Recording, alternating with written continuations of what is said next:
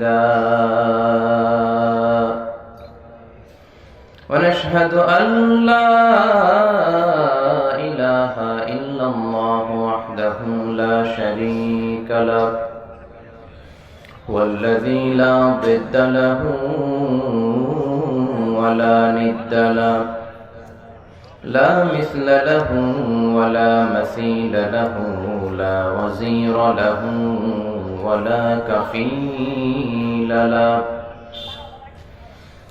لا شبه له ولا شبيه له لا ولد له ولا والد له وهو الواحد الفرد الصمد لم يلد ولم يولد ولم يكن له كفوا أحد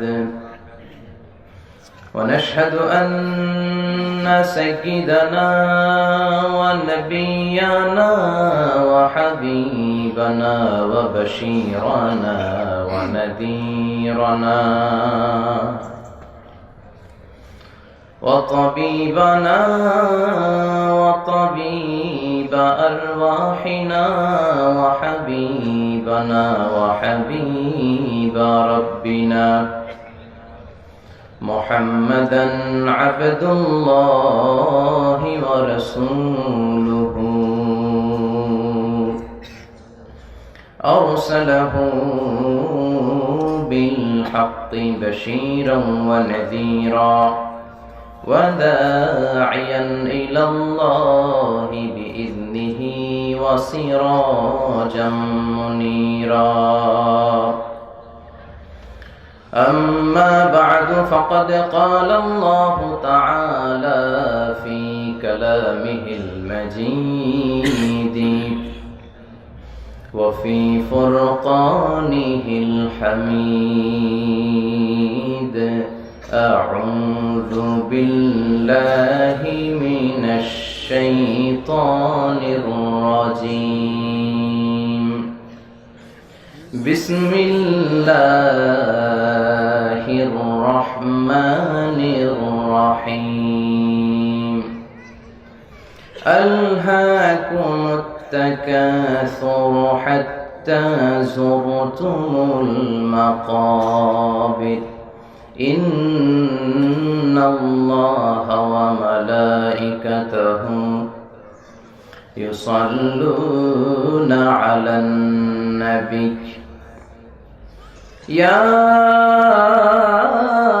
أيها الذين آمنوا صلوا عليه وسلموا تسليما اللهم صل على محمد وعلى آل محمد كما صليت على إبراهيم وعلى آل إبراهيم إنك حميد مجيد اللهم بارك على محمد وعلى آل محمد كما باركت على إبراهيم وعلى آل إبراهيم إنك حميد مجيد আপনারা সবাই কেমন আছেন? আলহামদুলিল্লাহ আমরা সবাই ভালো আছি। আমাদেরকে ভালো রেখেছে কে? আল্লাহ। আমাদেরকে সুস্থ রাখে কে? আল্লাহ। আবার মাঝে মাঝে অসুস্থ বানিয়ে পরীক্ষা করে কে? আল্লাহ। এজন্য সব সময় সব অবস্থায় সব মুহূর্তে প্রশংসা করতে হবে একজনের, তিনি কে? আল্লাহ। সব সময় সব জায়গায় আল্লাহর প্রশংসা করতে রাজি আছেন তো? আওয়াজ করে বলেন, সকালবেলা প্রশংসা করবেন কার? আল্লাহ। বিকেল বেলা? আল্লাহ। রাত্রিবেলা? আল্লাহ। খাওয়ার সময়? আল্লাহ। ঘুমানোর সময়? আল্লাহ। ভোট দেওয়ার সময়? আল্লাহ। ভোট চুরি করার সময়? চুরি করা যাবে? চুরি করলে হাত কাটতে বলছে কে? আল্লাহ। মুফাসসিরে কোরআন কে বলেছে? আল্লাহ। আস-সারিকু ওয়াস-সারিকাতু ফাকতাউ আইদিয়াহুমা জাযাআন বিমা কাসাবা নাকালাম মিনাল্লাহ ওয়াল্লাহু আজিজুন হাকীম। আল্লাহু আকবার। If anyone steals something very precious from the society, the government should cut down his right hand. কথাটা কার? কেউ যদি দামি কিছু চুরি করে গভর্নমেন্টের উচিত তার হাত কেটে দেয়া। আমরা কাটলে হবে না, আমি আপনি কাটলে হবে? হাত কাটবে কে? গভর্নমেন্ট, দ্য অথরিটি, যার হাতে ক্ষমতা। বাংলাদেশে এরকম চোর আছে না নাই? এই এলাকাতে নাই? হ্যাঁ, এত দাড়ি এত টুপি, চোররা ঢুকে কেমনে? চোরদের সাথে আমাদের কোনো সম্পর্ক? ইসলাম কতটা ব্যালেন্সড দেখেন। আবার দুর্ভিক্ষের বছরগুলোতে চুরি করলে সাইয়েদনা ওমর ফারুক চোরের হাত কেটে দিতে নিষেধ করেছেন, কারণ সে স্বভাবে চুরি করে নাই, সে চুরি করেছে অভাবে। চিল্লা এখন ঠিক কিনা? তো এজন্য চোরদের হাত কেটে দেয়া দরকার, এটাই চোরদের সবচেয়ে বড় প্রাপ্য। আর সেটা লাউ চোর, কদু চোর, আলু চোর, মুরগি চোর, ওই চোর না। যে চোরেরা একটা কলমের খোঁচায় হাজার কোটি টাকা দেশ থেকে বিদেশে পাচার করে দেয়, ওই চোর। চিল্লা এখন ঠিক কিনা? এরকম একটা চোরের হাত কাটার দৃশ্য যদি সরকার বাহাদুর বাইতুল মুকাররমে জুমার নামাজের পর স্কয়ারের সামনে লাইভ ব্রডকাস্টিং করে 17 কোটি মানুষকে দেখিয়ে দিত, আর একটা চোরও খুঁজে পাওয়া যেত? কথা বলেন। এজন্য চোরের বিচার হাত কাটা হোক, এটা আমরা চাই কি চাই না? কোরআনের বিধানগুলো এই বাংলার জমিনে কায়েম হোক, আমরা চাই কি চাই না? আল্লাহর আইন দিয়ে সংসদ ভবন চলুক, চাই কি চাই না? আল্লাহর কোরআন দিয়ে এদেশের ক্যান্টনমেন্ট গুলা চলুক, আমরা চাই কি চাই না? এজন্য ভোট চুরি হোক, এটা আমরা চাই না, ঠিক কিনা? সামনে নির্বাচন, আল্লাহ তাআলা একটা সুষ্ঠু নির্বাচন যেন আমাদের দেশে হয়, তুমি তৌফিক দাও। সব ধরনের সহিংসতা, মারামারি, দাঙ্গা হাঙ্গামা থেকে তুমি আমার এই সোনার বাংলাদেশকে বাঁচাও। আমরা সাধারণ মানুষ, আমরা খেটে খাওয়া মানুষ, আমরা তো রাজনীতি বুঝি না, ঠিক কিনা? আমরা বিএনপি বুঝি না, আওয়ামী লীগ বুঝি না, জাতীয় পার্টি বুঝি না, জামাত ইসলাম বুঝি না। আমরা বুঝি যারাই ইসলামের পক্ষে, যারাই জনগণের পক্ষে, যারা মাটি ও মানুষের নেতা, তাদের পক্ষে আমাদের ভোট যেতে হবে। চিল্লা এখন ঠিক কিনা? আপনার ভোট এটা আমানত। আপনি চাইলে যারে মন চায় তারে ভোট দিয়ে দিতে পারেন না। আপনার ভোট যেতে হবে যিনি সৎ, যিনি কোরআনকে ভালোবাসে, যিনি ইসলামকে ভালোবাসে, তার সমর্থনে আপনার ভোট যাওয়া উচিত, ঠিক কিনা? এজন্য আল্লাহ তাআলা আমাদেরকে সহি সমঝ দান করুক। আমরা পড়ি আমিন। সবসময় প্রশংসা করতে হবে একজনের, তিনি কে? তার প্রশংসা করে শেষ করা যায় না, যায়? তার তাসবিহ পাঠ করে শেষ করা যায় না, যায়? তার নামের জিকির করে শেষ করা যায় না, যায়? কারণ তার নামে এত মধু আছে, পৃথিবীর আর কোনো নামে এত মধু নাই, ঠিক কিনা? তার নামটা এত চমৎকার নাম, যে নামটা আমরা বিপদে পড়লে জপি। আমরা অসুস্থ হলে কারে ডাকি? তুফান আসলে কারে ডাকি? বন্যার সময় কারে ডাকি? আমি একবার বরিশালে গিয়েছিলাম, বাসে করে ফিরে আসতেছি লঞ্চে, মাঝ পথে তুফান। লঞ্চের সবাই তখন জিকির করতেছে কার? মুসলমানরাও দেখি আল্লাহরে ডাকে, হিন্দুরাও ডাকে। ঝড় থেমে যায়, সবার জিকিরও থেমে যায়। আবার ঝড় শুরু, জিকিরও শুরু। এরকম ডাকাইতে আছে না নাই?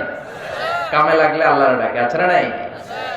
হঠাৎ আবার ঝড় শুরু, লঞ্চ কেঁপে উঠলো, সবার মুখে চিৎকার, বাঁচাও। আমি বললাম, কে বাঁচাবে? ওকে হুজুর আমনে বাঁচান। হুজুর দোয়া করেন, আপনি আল্লাহর মানুষ, আপনি দোয়া জানেন, আপনি বাঁচান। আমি বললাম, আমারে বাঁচাবে কে? আহা, বিপদে পড়লে বোঝা যায় কার কত ক্ষমতা, কার কত ঠেলা, ঠিক কিনা? এজন্য এই নামটা এমন নাম, আমরা বিপদে পড়লে বেশি জপি, আমরা রোগাক্রান্ত হলে বেশি জপি। এই নামটা এত মধুর নাম, যে নামটা জপতে জপতে আপনার জীবন শেষ হয়ে যাবে, কিন্তু এই নামের জিকিরের যে তৃপ্তি, সেটা শেষ হবে না, ঠিক কিনা? কারণ তিনি প্রথম, তিনি শেষ, তিনি প্রকাশ্য, তিনি গোপন। হুয়াল আউয়ালু ওয়াল আখিরু ওয়াল যাহিরু ওয়াল বাতিন ওয়া হুয়া বিকুল্লি শাইইন আলিম। প্রথমে কে? সবাই বলেন আল্লাহ। শেষে কে? আল্লাহ। প্রথমে আল্লাহ আল্লাহ, শেষেও আল্লাহ আল্লাহ, আকাশে আল্লাহ আল্লাহ, জমিনে আল্লাহ আল্লাহ। পড়েন সবাই, প্রথমে আল্লাহ আল্লাহ, শেষেও আল্লাহ আল্লাহ, আকাশে আল্লাহ আল্লাহ, জমিনে আল্লাহ আল্লাহ, নিখিল জাহান গায় গুণগান তার নামে গায়, আমরাও গাহি তাআলা হামদে বারি তাআলা, হামদে বারি তাআলা, হামদে বারি তাআলা। আল্লাহু আকবার। প্রথমেও তিনি, শেষেও তিনি, আকাশেও তিনি, জমিনেও তিনি। আবার আমরা যখন আজান দেই, আজানের প্রথম শব্দটা কি? তার মানে আজানে উনি আছে না নাই? আমরা যখন নামাজের শুরুতে একামত দেই, প্রথম শব্দটা কি? আবার আমরা ঈদুল আজহাতে ধারালো একটা ছুরি দিয়ে যখন তার সন্তুষ্টির জন্য কোরবানি শুরু করি, প্রাণী জবাই দেই, কি বলি? নরসিংদীতে কি কর? তার মানে কুরবানিতেও আছে না নাই? আবার জিকির করি কার নামে? তার মানে আজানে আল্লাহ আল্লাহ, একামাতে আল্লাহ আল্লাহ, কুরবানিতে আল্লাহ আল্লাহ, জিকিরে আল্লাহ আল্লাহ। পড়েন পড়েন, আজানে আল্লাহ আল্লাহ, একামাতে আল্লাহ আল্লাহ, কুরবানিতে আল্লাহ আল্লাহ, জিকিরে আল্লাহ আল্লাহ। নিখিল জাহান গায় গুণগান তার নামে গায়, আমরাও গাহি তাআলা হামদে বারি তাআলা, হামদে বারি তাআলা, হামদে বারি তাআলা। আল্লাহু আকবার। কি এক মধুর নাম, সারা জীবন জপলেও মনে হয় শেষ হবে না, ঠিক কি না? এজন্য সব সময় তার নামের প্রশংসা চলবে। রাজি আছেন সবাই? প্রশংসা করব না কেন? কেন করব না? ওয়া ইন তা'উদ্দু নি'মাতাল্লাহি লা তুহসুহা। আল্লাহ বলেন এত নিয়ামত তোকে দিয়েছি, গুণে দেখ, গুণে শেষ করা যাবে না। ঠিক যে মুহূর্তে এখন আমরা তাফসীর মাহফিলে বসে আছি, আরামসে কথা শুনছি, ঠিক এই মুহূর্তে অনেকের জীবনে দুর্ঘটনা ঘটে যাচ্ছে। অনেকের ডাকাতের কবলে পড়ে সব হারাচ্ছে। অনেকের হসপিটালের বেডে শোয়া, ক্যান্সারে আক্রান্ত, দুরারোগ্য ব্যাধি। আমরা হিসাব মিলাই আল্লাহ কি দিল কি দিল না, কত কিছু পাইলাম না। ওর কোনো হিসাব নাই, ও কিচ্ছু চায় না, ও খালি বাঁচতে চায়। ক্যান্সারে আক্রান্ত রোগীটা শুধুমাত্র কি চায়? এজন্য কি পেলাম আর কি পেলাম না সেটার হিসাব করবেন না, বেঁচে যে আছে এই জন্য আলহামদুলিল্লাহ। মনিব যে বাঁচিয়ে রেখেছেন এজন্য আলহামদুলিল্লাহ, ঠিক কি না? এজন্য বিপদে আপদে, সকালে বিকালে, শীতকালে গ্রীষ্মকালে প্রশংসা চলবে একজনের, তিনি কে? সবসময় আল্লাহর প্রশংসা করতে রাজি আছেন তো? আল্লাহ তুমি আমাদেরকে সহি সমঝ দান করো। আজকের মাহফিলে আসতে পেরে খুশি না বেজার? সবাই খুশি? আসুন হৃদয় নিংড়ানো মনের সবটুকুন ভালোবাসাকে উজাড় করে দিয়ে, সিংহ শার্দুলের মতো গর্জন করে, আকাশ বাতাস প্রকম্পিত করে, মন প্রাণ বুক মুখ একসাথে করে, দেহের সবটুকুন শক্তি গলার এই মাঝ বরাবর এনে আমরা অফিসিয়ালি আজকে আল্লাহকে একটা থ্যাঙ্কস দিয়ে দেই। শুরুতেই ধন্যবাদ দিয়ে দেই, শুকরিয়া দিয়ে দেই। আসুন সবাই পড়ি বিশ্বনবী শেখানো সে কালিমাতুশ শুকর, আলহামদুলিল্লাহ। পড়েন, রব্বানা লাকাল হামদ হামদান কাসীরান তাইয়িবান মুবারাকান ফীহি ইয়া রাব্বি লাকাল হামদু কামা ইয়ানবাগি লিজালালি ওয়াজহিকা ওয়া আযীমি সুলতানিকা, লাকাল হামদু বিল ঈমান, লাকাল হামদু বিল ইসলাম, লাকাল হামদু বিল কুরআন।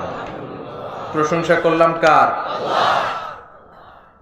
সব সময় যেন আমরা আল্লাহর প্রশংসা করতে পারি। আল্লাহ তুমি তৌফিক দাও। বীরপুর বাইতুন নূর জামে মসজিদের উদ্যোগে, এলাকাতে অনেক বীর পুরুষ আছে মনে হয় না? বীরপুর, মাশাআল্লাহ, চমৎকার নাম। নামগুলো খুব আজীব। এক এক দিন এক এক জেলায় এক এক থানাতে যাই তো নতুন নতুন অনেক নামের সাথে আমাদের পরিচয় ঘটে। বীরপুর, আল্লাহ বীরপুর এলাকার লোকদেরকে তুমি ইসলামের জন্য বীর পুরুষ হিসেবে কবুল কর।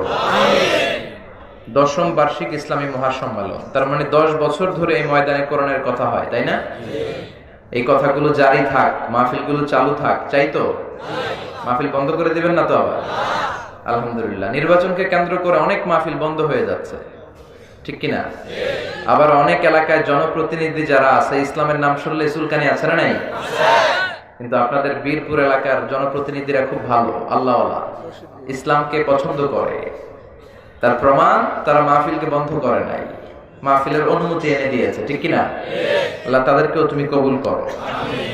আজকের প্রোগ্রামের প্রধান অতিথি আলহাজ মনজুর এলাহি, চেয়ারম্যান উপজেলা পরিষদ নরসিংদী সদর। এসেছেন উনি?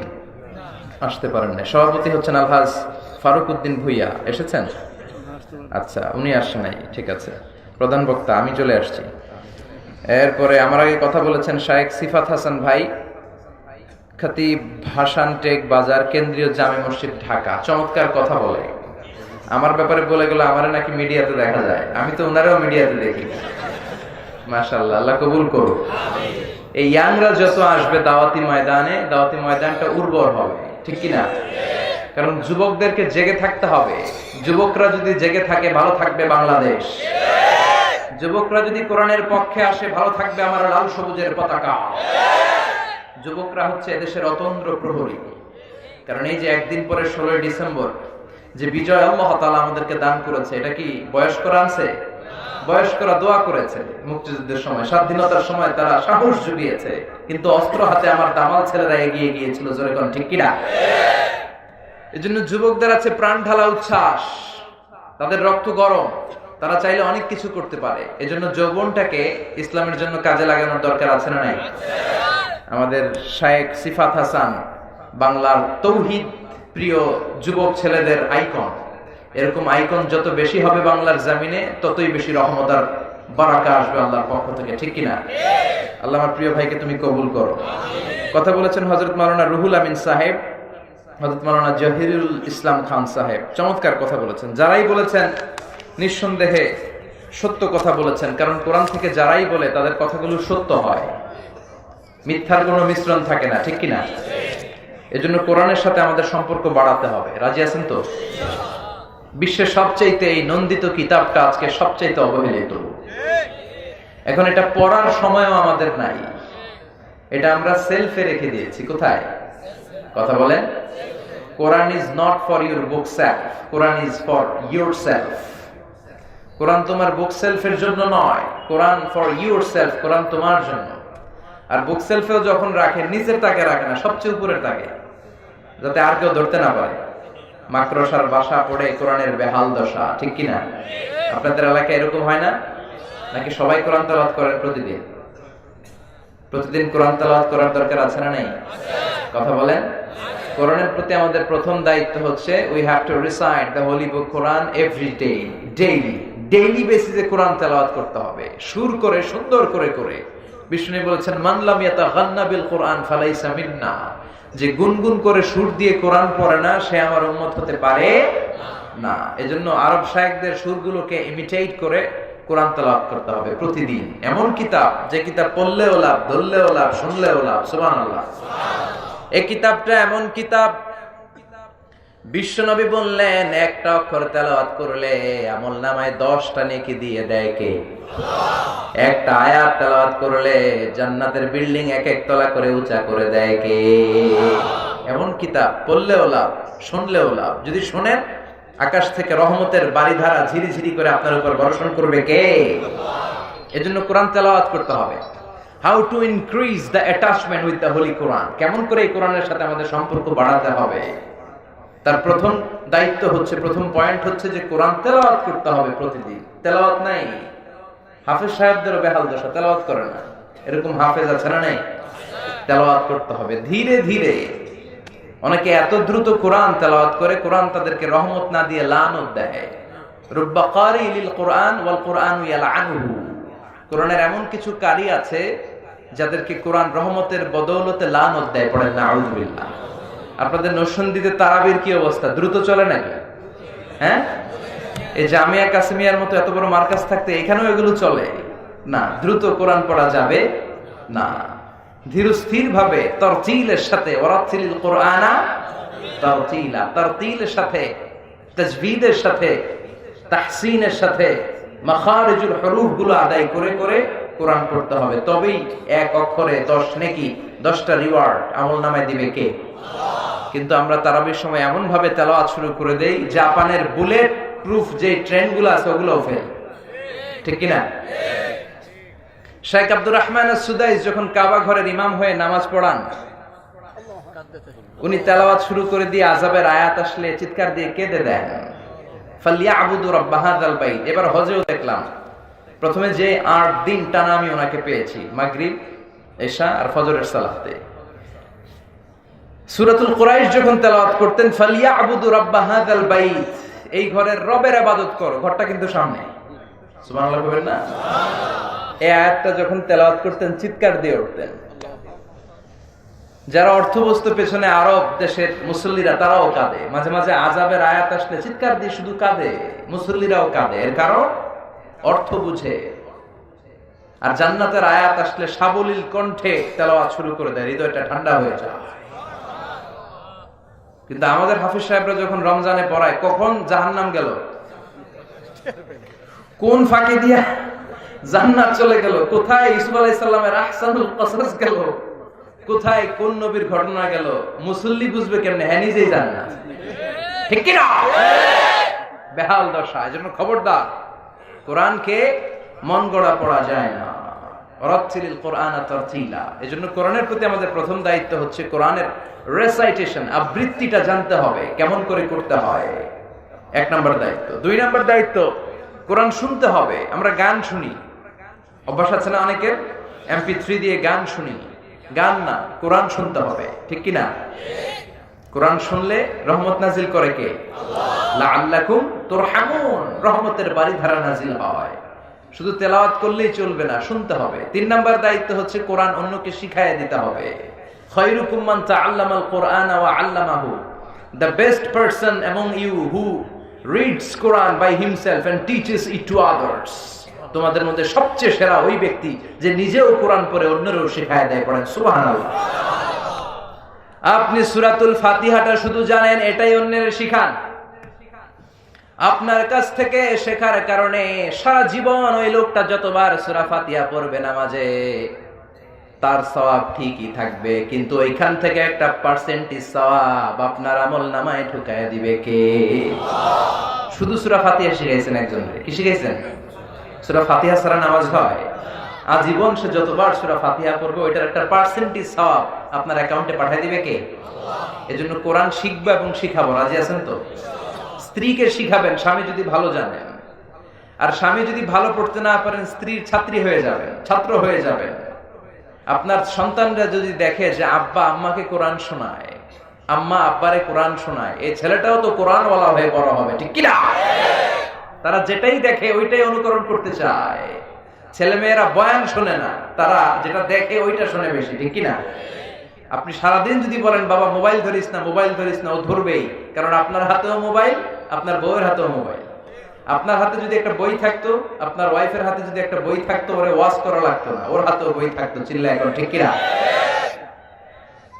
এজন্য কোরআন তেলাওয়াত করতে হবে, শুনতে হবে, অন্যকে শেখাতে হবে। এরপরে কোরআনের প্রতি আমাদের দায়িত্ব হচ্ছে মেমোরাইজেশন অফ দ্য হোলি কোরআন। কোরআনকে মুখস্থ রাখতে হবে। অনেকে মনে করে যারা হেফজখানায় পড়ে তাদেরই শুধু দায়িত্ব কোরআন হেফজ করা। এরকম একটা আইডিয়া আমাদের সমাজে আছে না নাই? নরসিংদীতে মনে হয় এরকম নাই? আছে? বাপের 5 পোলা, একটারে পড়াইছে হেফজখানায়, তুই মুখস্থ করবি 30 পারা, আর আমরা 4 ভাই 1 পারাও করব না। আছে না নাই? নো, এটা একটা গ্লোবাল রেসপন্সিবিলিটি ফর দ্য উম্মাহ। পুরো মুসলিম উম্মার দায়িত্ব কোরআনকে হেফজ করা। আপনার ভাই হেফজখানায় পড়ে, ও 30 পারা করবে, কিন্তু আপনি করবেন 10 পারা। আপনার বোন করবে 5 পারা, আপনার মা করবে 2 পারা।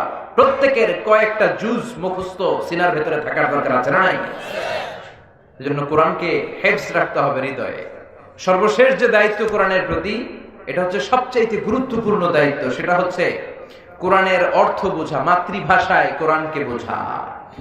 আপনি in the day of judgement আল্লাহরে বলতে পারবেন, আল্লাহ আমি আরবি বুঝি নাই, কি কইছ আমি বুঝতে পারিনি, আমার ভাষা ছিল বাংলা। আল্লাহ এটা হয়তো মেনে নেবে, কিন্তু বাংলায় আল্লাহ আমি কোরআন বুঝি নাই, এটা আল্লাহ মানবে? কথা বলেন। অ্যান্ড্রয়েডের এই সেটগুলোর ভিতরে এখন কোরআনের বঙ্গানুবাদ পাওয়া যায়। বাজারে ইসলামী লাইব্রেরিগুলোতে কোরআনের অনুবাদ পাওয়া যায়। বুখারীর এখন বঙ্গানুবাদ পাওয়া যায়। এজন্য আল্লাহ কি বললেন জানতে মনে চায় না? যা বলার আল্লাহ সব বলে দিয়েছেন, এবং এই কথাগুলি আমাদের জন্য যথেষ্ট। কোরআনে শুরু হয়েছে বা দিয়ে, আর শেষ হয়েছে মিনাল জিন্নাতি ওয়ান নাস, সিন দিয়ে। বা আর সিন মিলালে কি হয়? বাস। এবার বাসে চড়ে ঢাকা যাবেন নাকি? ওই বাস। এই বাস মানে যথেষ্ট, এনাফ, সাফিসিয়েন্ট, কাফি। আল্লাহ বুঝাতে চাইলেন যা দিলাম এই 30 পারা কোরআনে, এটাই তোমাদের জন্য বাস, যথেষ্ট। নতুন করে আর কোনো নীতিমালার দরকার নাই। চিল্লায় এখন সুবহানাল্লাহ। এজন্য এই কিতাবটা পড়তে হবে, এই কিতাবটা অন্যকে শেখাতে হবে, এই কিতাবের তেলাওয়াত শুনতে হবে। এই কিতাবটাকে মুখস্থ করতে হবে এবং মাতৃভাষায় এই কিতাবের অর্থগুলো বুঝতে হবে। রাজি আছেন তো? সবাই রাজি আছেন?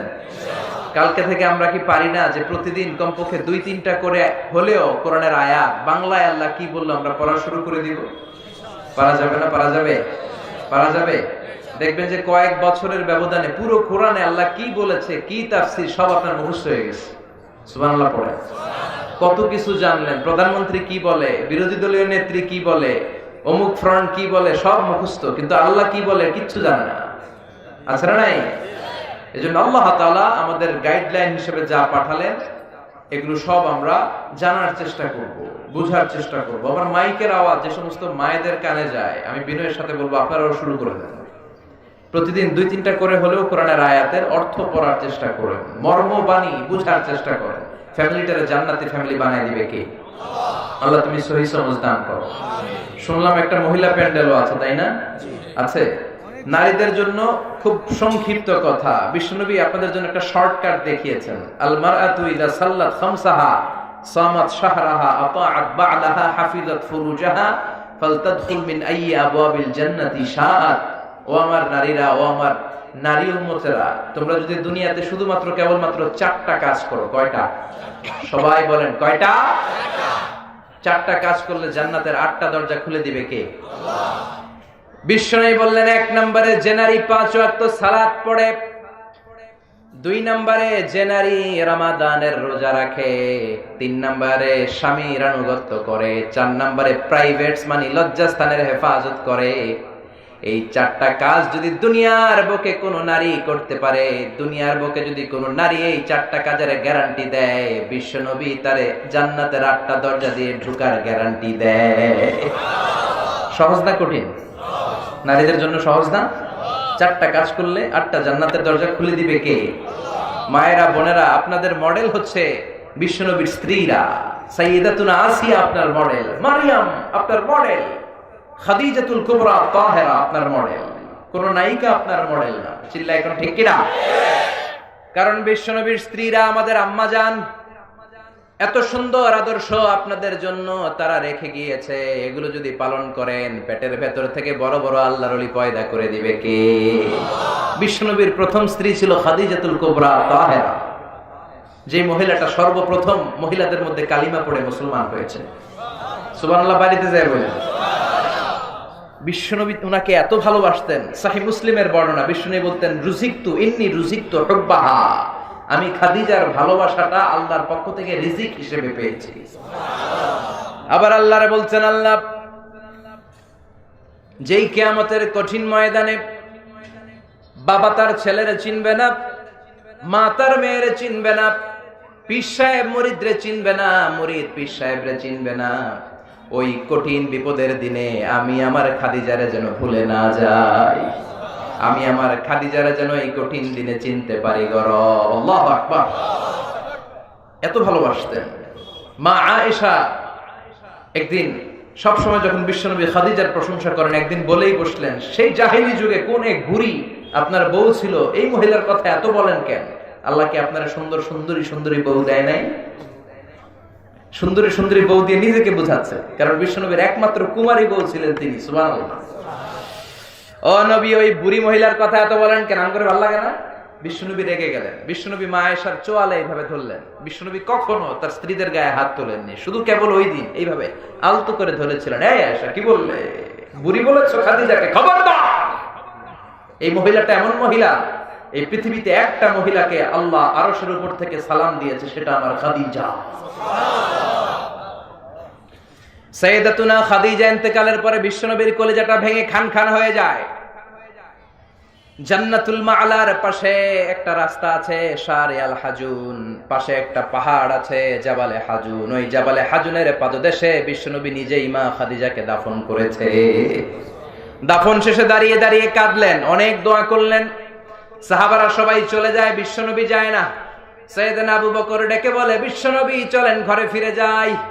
সাইয়েদনা ওমর ফারুক বললেন, নবী চলেন ঘরে ফিরে যাই, অনেক তো হয়েছে, অনেক দোয়া হলো, এবার চলেন ঘরে ফিরে যাই। বিশ্বনবী বললেন, আবু বকর তোমার মনে চায় তুমি যাও, ও ওমর তোমার মনে চায় তুমি যাও, আমি যাব না। যেই মহিলাটাকে আমি এই মাটির মধ্যে এখন রেখে দিলাম, যেই নারীটাকে আমি মাত্র কবরস্থ করেছি, এটা সাধারণ কোনো মহিলা না, আমার বিপদের দিনের সঙ্গিনী খাদিজা। কেউ যখন আমারে শেল্টার দেয় নাই, তখন আমার খাদিজা আমারে ভুলে নাই। তোমরা যাও, আমি মুনকার নাকির আসা পর্যন্ত অপেক্ষা করব। খাদিজার কবরের প্রশ্নের জবাব দিতে যদি খাদিজার সমস্যা হয়, আমি নিজে খাদিজার কবরের 3টা প্রশ্নের জবাব দিয়ে তারপরে ঘরে ফিরে যাব রে আবু বকর। সাইয়েদনা জিবরাইল এসে ডেকে বললেন, নবী ঘরে যান, টেনশন আপনার না, টেনশন কার? আপনি চলে যান, দাঁড়িয়ে থাকার দরকার নাই। সাইয়েদাতুনা খাদিজা যদি কবরের প্রশ্নের জবাব দিতে কোনো ঝামেলায় পড়ে, আরশের উপর থেকে আল্লাহ নিজেই কবরের প্রশ্নের জবাব দিয়ে দিবে গো নবী। কি নারী ছিলেন, আজীবন বিশ্বনবীকে শেল্টার দিয়েছেন। এরকম পতি ভক্ত নারী গোটা বিশ্বে দ্বিতীয়টা নাই। আর এখন পতি ভক্তি তো দূরের কথা, আমরা করি নারী ভক্তি। কথা কন, ওনারা আমাদেরকে ভক্তি করতে চায় না, বরং আমরাই ভক্তি না করলে খাওন জোটে না। কথা বলেন, ওই যে সবাই কয় ঠিক, মানে সবাই বড্ড ঝামেলায় আছে ঘরে। আহা, নারী নির্যাতনের মামলা হয়, পুরুষ নির্যাতনের কোনো মামলা নাই।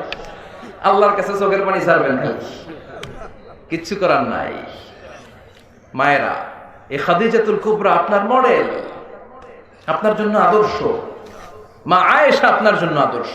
কি নারী ছিল মা আয়েশা। বিশ্বনবী বললেন, আয়েশা, ইন্নী রাআইতুকি ফিল মানামি সালাসা মাররাত, 3 বার আমি তোমার স্বপ্নে দেখেছি।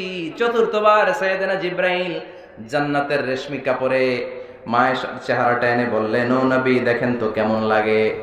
বিশ্বনবী বললেন, ভালো লাগে। জিবরাইল বললেন, তাহলে বিয়ে হয়ে যাক। সুবহানাল্লাহ পড়ে।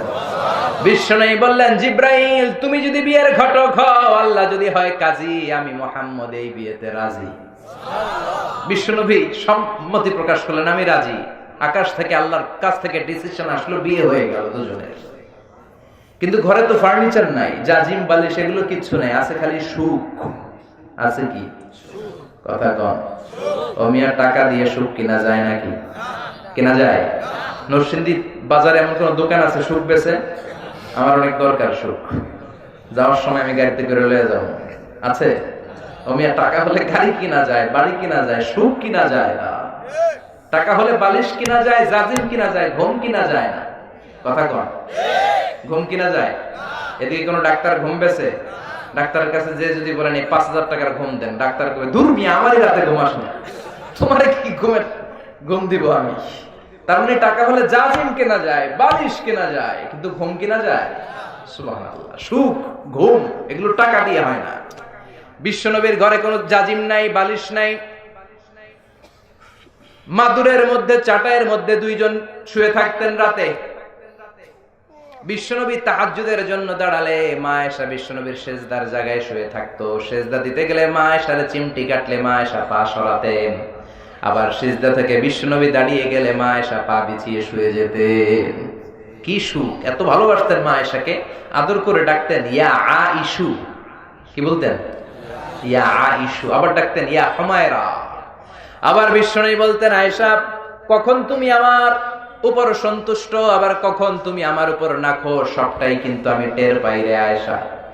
মা আয়েশা বললেন, ও নবী, কখন আপনি বুঝেন যে আমি রেগে আছি, আর কখন বুঝেন আমি আপনার উপর খুশি? বিশ্বনবী বললেন, যখন তুমি রেগে থাকো তখন তুমি দোয়া করার সময় আল্লাহর ডেকে বলো, ও সাইয়েদনা ইব্রাহিমের আল্লাহ, আপনি মদিনার উপর রহমত করেন, বরকত করেন। আর যখন তুমি আমার উপরে খুশি থাকো তখন দোয়ার সময় বলো, ও মুহাম্মদ সাল্লাল্লাহু আলাইহি সাল্লামের আল্লাহ, শেষ নবীর আল্লাহ, আপনি রহমত দিয়ে মদিনাটাকে ভর্তি করে দেন। তার মানে যখন রেগে থাকো আমার নামটা মুখে নিতে চাও না, অন্য নবী দিয়া দোয়া চালায় দাও। সুবহানাল্লাহ পড়েন। মা আয়েশা ডেকে বললেন, নবী গো, আমি তো শুধু মুখ দিয়ে আপনার নামটা উচ্চারণ করি না, কিন্তু কলিজা থেকে তো আপনারে বাদ দিতে পারি না গো নবী। শুধু মুখেই তো বলি না, কলিজায় তো আপনি আছেন। আল্লাহু আকবার। এত ভালোবাসতেন বিশ্বনবী মা আয়েশাকে, মাঝে মাঝে কাঁধে তুলতেন। কাঁধে তুলে জানালা ফাঁক করে পর্দা সরিয়ে খেলাধুলা দেখাতেন। আবার মাঝে মাঝে একই বালতি থেকে পানি নিয়ে 2 জন গোসল করতেন। আবার মাঝে মাঝে রাত্রিবেলা 2 জনে দৌড়াদৌড়ি করতেন। আবার মা আয়েশা গ্লাসের পেয়ালার যেই জায়গায় মুখ লাগিয়ে খাবার খেতেন, বিশ্বনবী খুঁজে খুঁজে ওই জায়গায় ঠোঁট লাগিয়ে খাবার খেতেন। আবার মা আয়েশা গোশত খাওয়ার পরে হাড্ডি রেখে দিলে বিশ্বনবী মা আয়েশার চোষা হাড্ডিটা নিয়ে মুখের ভেতরে দিয়ে আবার চুষতে শুরু করে দিতে। 2210টা হাদিস তিনি বর্ণনা করেছেন। কত হাদিস যে উনি জানতেন! বিশ্বনবীর ঘরের যত বর্ণনা, রেওয়ায়াত, এগুলো বর্ণনার জন্য আল্লাহ তাআলা মা আয়েশাকে টেপ রেকর্ডার করে পাঠিয়েছেন। সুবহানাল্লাহ। চিকিৎসা শাস্ত্রে মা আয়েশার মতো এত তথ্য মদিনায় কেউ জানতো না। কত কবিতা মুখস্থ জানতো, উনি নিজেই জানতেন না। সুবহানাল্লাহ। এজন্য বিশ্বনবীর ইন্তেকালের পরে সাহাবাদের মধ্যে যদি কোনো মাসআলা নিয়ে তর্ক বিতর্ক হতো, এটার সলিউশন নেয়ার জন্য, সমাধান নেয়ার জন্য সবাই মিলে মা আয়েশার কাছে চলে আসতে। আমার মায়েরা, এই মা আয়েশা আপনার মডেল। আমার বোনেরা, খাদিজাতুল কুবরা আপনার মডেল। নায়িকারা আপনার মডেল নয়, ঐশ্বরিয়া রায় আপনার মডেল নয়, ক্যাটরিনা কাইফ আপনার মডেল নয়, প্রিয়াঙ্কা চোপড়া আপনার মডেল নয়। চিল্লায় বলেন ঠিক কিনা? আপনাদের পেটগুলো হলো এক একটা খনি। দুনিয়াতে যত নবী এসেছে সব মায়েদের পেট থেকে এসেছে, নাকি আকাশ থেকে ধপাস করে পড়ছে? যত ওলি এসেছে সব মায়েদের পেট থেকে, আবার যত ডাকাত এসেছে ওগুলো মায়েদের পেট থেকে। জোরে কোন ঠিক কিনা?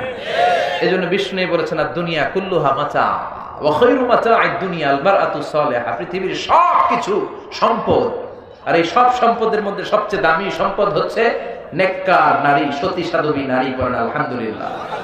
আমার যে সমস্ত মায়েরা, বোনেরা মহিলা প্যান্ডেলে কথা শুনছেন, আল্লাহ তাআলা আপনাদেরকেও কবুল করুন। আর জোরে পড়েন আমিন। শোনার কথা না বাড়িয়ে সরাসরি আমরা কোরআন থেকে কথা শুনি, কারণ এই বইটা হচ্ছে the problem solving methodology. It's not a problem creating methodology. এই বইটা এমন অসাধারণ একটা বই, এটা মহাবিশ্বের মহাবিস্ময় মহাগ্রন্থ আল কোরআন আল কারীম, যে বইটা কখনো সমস্যা লাগায় না। সমাজে লাগায় সমস্যা খুলে দেয়। এই কোরআন কখনো প্যাচ লাগায় না, প্যাচ লাগায় প্যাচ খুলে দেয়। জট লাগায় না, জট খুলে দেয়। এজন্য আমরা বলি সব সমস্যার সমাধান দিতে পারে সমাধান চাও যদি জীবনে, মরণে ফিরে যাও, খুঁজে নাও, চোখ রাখো কোরআনে। চোখ রাখবেন কোথায়? নাকি এটিএন বাংলার পর্দায়? চোখ রাখুন এটিএন বাংলার পর্দায়, আসিতেছে আগামী শুক্রবার। বলে না এগুলা? না, চোখ রাখতে হবে শুধু একটা কিতাবে। বইটার নাম কি? পড়েন পড়েন। সমাধান চাও যদি জীবনে, মরণে ফিরে যাও, খুঁজে নাও, চোখ রাখো কোরআনে। If you want the solution this dunya and akhirah, go back, have a look to the holy Quran. সুবহানাল্লাহ। দুনিয়া আখিরাতের যত সমস্যা তার সমাধান আল্লাহ তাআলা যে কিতাবটাতে দিয়েছেন, কিতাবটার নাম সবাই বলেন এই কোরআনে কোনো ভুল আছে? কোনো সন্দেহ? This is the book whereof there is no doubt in it and a guidance to those who are muttaqin. এমন বই, কোনো ভুল নাই, কোনো ভুল নাই, কোনো সন্দেহ নাই, কোনো ডাউট নাই, কোনো সাসপিশন নাই। মুত্তাকিনদের জন্য রহমত, বরকত আর গাইডলাইন দিয়ে বইটাকে পরিপূর্ণ করেছে কে? আবার রাব্বুল আলামিন বলেন কিতাবুন আনজালনাহু ইলাইকা লিতুখরিজান নাসা মিনায-যুলুমাতি ইলান-নূর। মুহাম্মদ সাল্লাল্লাহু আলাইহি ওয়াসাল্লাম, the last messenger, the beloved messenger of mine, I've revealed this holy and sacred book unto you in order to lead the mankind out of darkness into the light. ও নবী, কেন এই কোরআন পাঠালাম জানো নাকি? শোনো, অন্ধকারাচ্ছন্ন মানুষগুলোকে আলোর পথে নিয়ে যেতে, জাহান্নামী গুলারে জান্নাতি বানাতে, বাম আর রামপন্থী গুলারে ডানপন্থী বানাতে। জোরে কোন ঠিক কি না? কোরআন যারা পড়ে, কোরআন যারা মানে, বামপন্থী থাকতে পারে? এরা ডানপন্থী। এরা কি? আমরা সবাই কোন পন্থী? জান্নাতে ঢুকবে কোন পন্থীরা? এরকম মুষ্টিবদ্ধ ডান হাতটাকে উপরের দিকে করে বলেন তো, আমরা সবাই কি পন্থী? ডানপন্থী ছাড়া কেউ জান্নাতে ঢুকতে পারবে? সব নবীরা কোন পন্থী ছিল? আমরা ডানপন্থী থেকেই যেন কবরে যেতে পারি। আল্লাহ তৌফিক দাও। আর জোরে পড়েন আমিন। এই বইটার যেদিক দিয়েই কথা বলি ওই দিক দিয়ে এলাম, ওই দিক দিয়ে শিক্ষণীয় বিষয় আছে না নাই? এজন্য এই কিতাবটাকে বলা হয় তলাবিহীন সাগর। কি বলে? কথা কর। এটা সাগর কিন্তু কি নাই? তলা নাই। সুবহানাল্লাহ পড়বেন না? এত রহমত, এত বরকত, এত তথ্য উপাত্ত ইনফরমেশনের ছড়াছড়ি এই কিতাবের ভেতরে, অবাক হয়ে যেতে হয়। মানব প্রয়োজনে এমন কোন জিনিস নাই যে আল্লাহ তাআলা এই কিতাবের ভেতরে বলে নাই। হিস্ট্রির কথা বলেছে, কখন কোন নবীর কি হয়েছিল, বিগ ব্যাং থিওরির কথা বলেছে, কিভাবে মহাবিশ্বটা শুরু হয়েছিল, জিওলজির কথা বলেছে, জুওলজির কথা বলেছে, বুটানির কথা বলেছে, হিউম্যান অ্যানাটমির কথা বলেছে, হিউম্যান বিহেভিয়ারাল ক্যারেক্টারিস্টিক্স এর কথা বলেছে, হিউম্যান এমব্রিয়োলজির কথা বলেছে। এমন কোন জিনিস নাই যেটা আল্লাহ কোরআনে উল্লেখ করেন নাই। সুবহানাল্লাহ। এজন্য এই কিতাবের যেখান দিয়ে আমরা পড়বো বরকত আছে না নাই?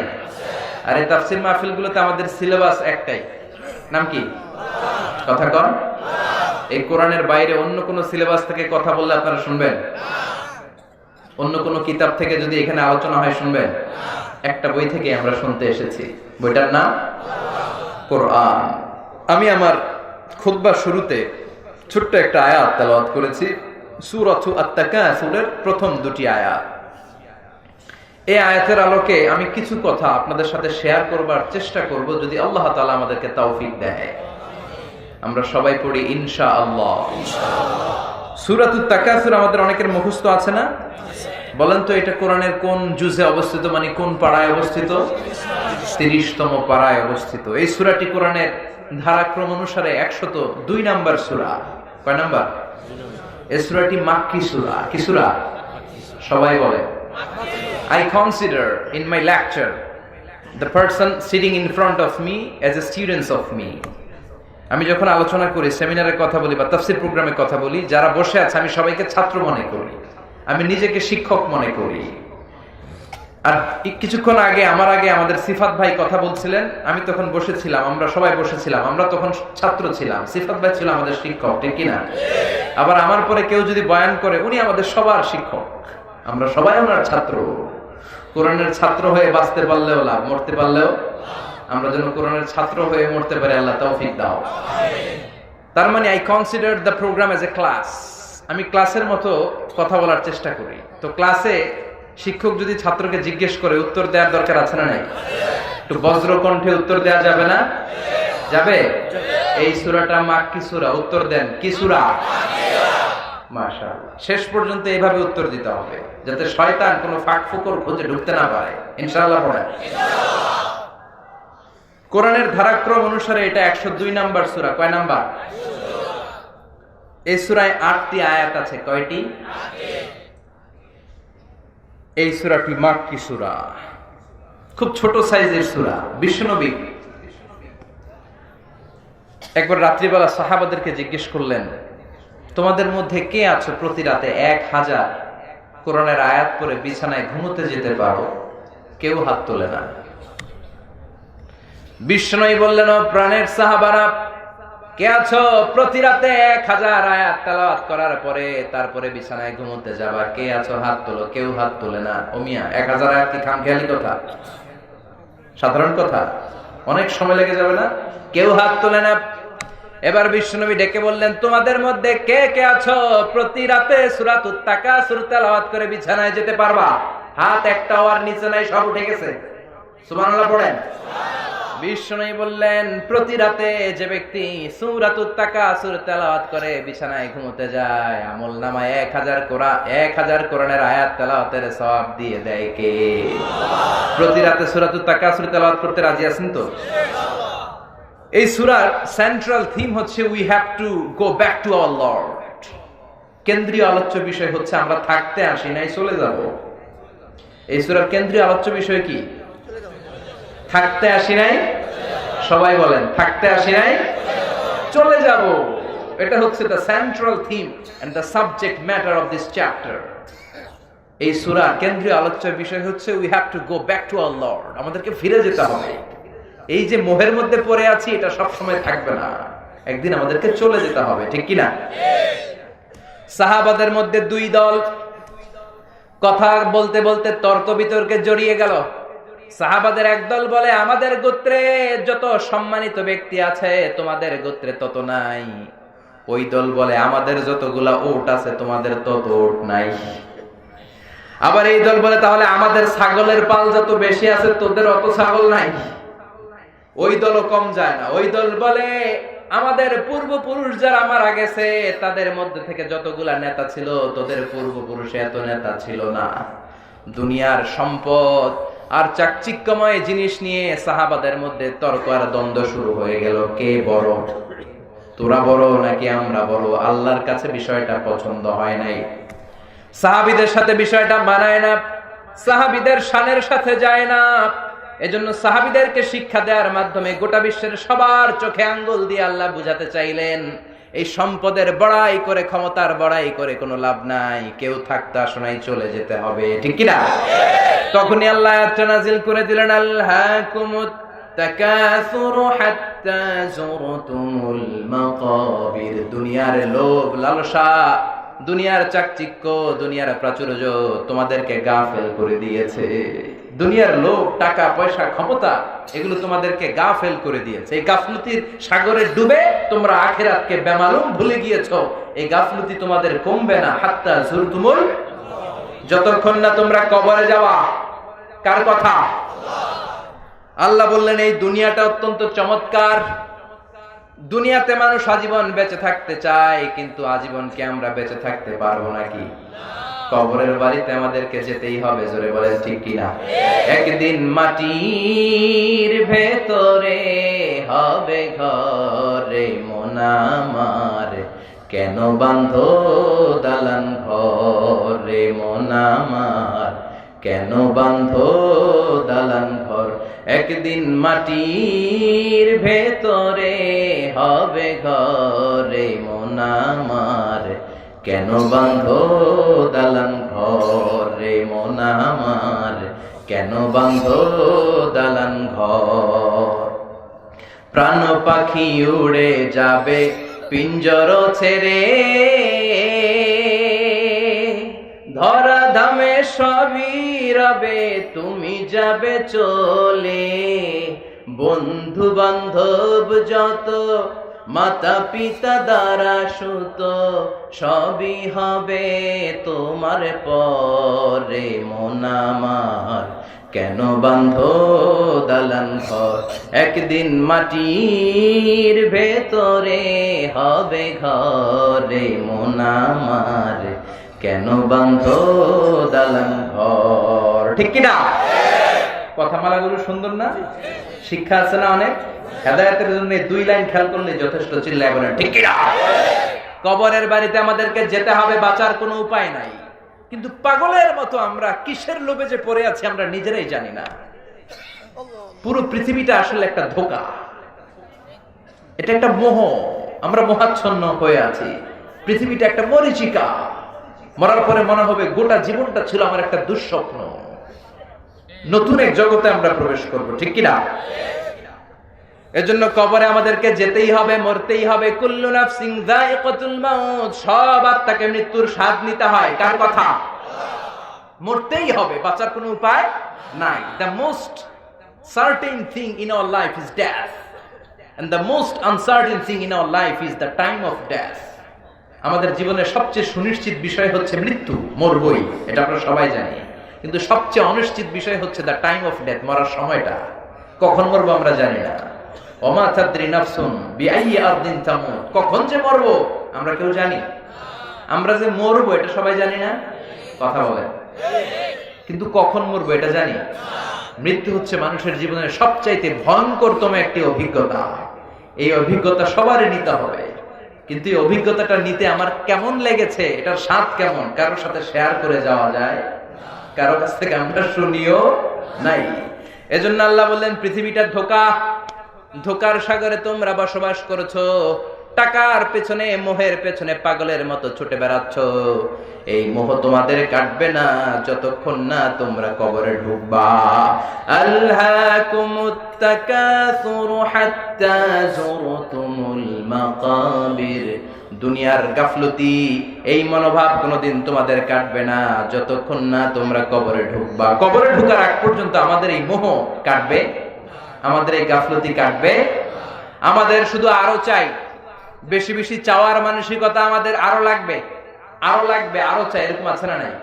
যার সাইকেল আছে ও হুন্ডা চায়, চায় না? যার হুন্ডা আছে ও প্রাইভেট কার চায়। যার প্রাইভেট কার আছে ও হেলিকপ্টার চায়, যার হেলিকপ্টার আছে ও প্লেন চায়, আছে না নাই? আবার যে মেম্বার হয়েছে চেয়ারম্যান হতে চায়, চায় না? চেয়ারম্যান সাহেব মনে মনে ভাবে যদি পার্লামেন্টে যাইতে পারতাম ভালোই হইতো, এলাকাবাসীর জন্য অনেক কিছু করতাম, আছে না নাই? পার্লামেন্টেও নিয়ে গেলেন ওনারে, এবার মনে মনে ভাবে একটা মিনিস্ট্রি যদি পাই খারাপ হয় না, মন্ত্রণালয়ের দায়িত্ব পেলে ভালো হয়, মন্ত্রী মন্ত্রী ভাব, আছে না নাই? আল্লাহ মন্ত্রীও বানাই দিছে, এখন বাকি কয়টা? কথা কন। এবার ভাবে কেমন করে ওইটা হওয়া যায়, কিন্তু সুযোগ নাই। এই দেশে মাত্র দুইটা, হয় এইটা নয় এইটা। জোরে কন, ঠিক কিনা? আমাদের কোনো আলাদা চয়েস নাই, হয় উনি নয় উনি, যেই আসুক শান্তিপূর্ণ ভাবে যেন আমরা থাকতে পারি, ঠিক কিনা? তার মানে চাহিদার শেষ নাই। টাকা আছে, গাড়ি আছে, বাড়ি চাই, বাড়ি আছে, নারী চাই, এটা আছে ওটা চাই, ওটা আছে সেটা চাই। মানুষের চাহিদার কোনোদিন শেষ হয় নাকি? কথা বলেন।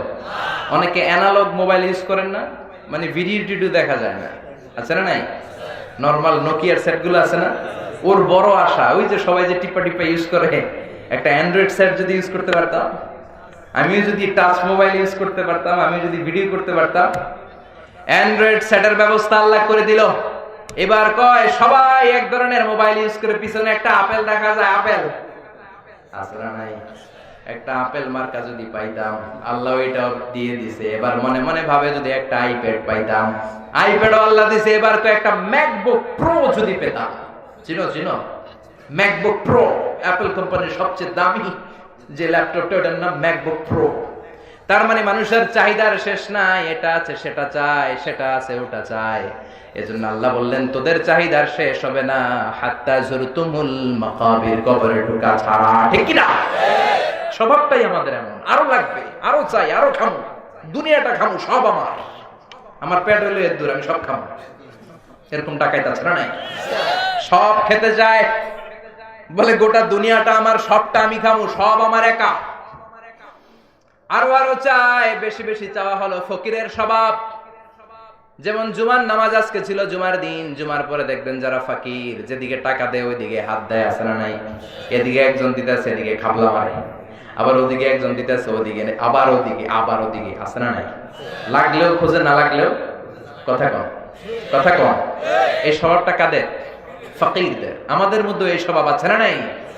এজন্য আমরা সবাই ফকির। ধনী একজন, তিনি কে?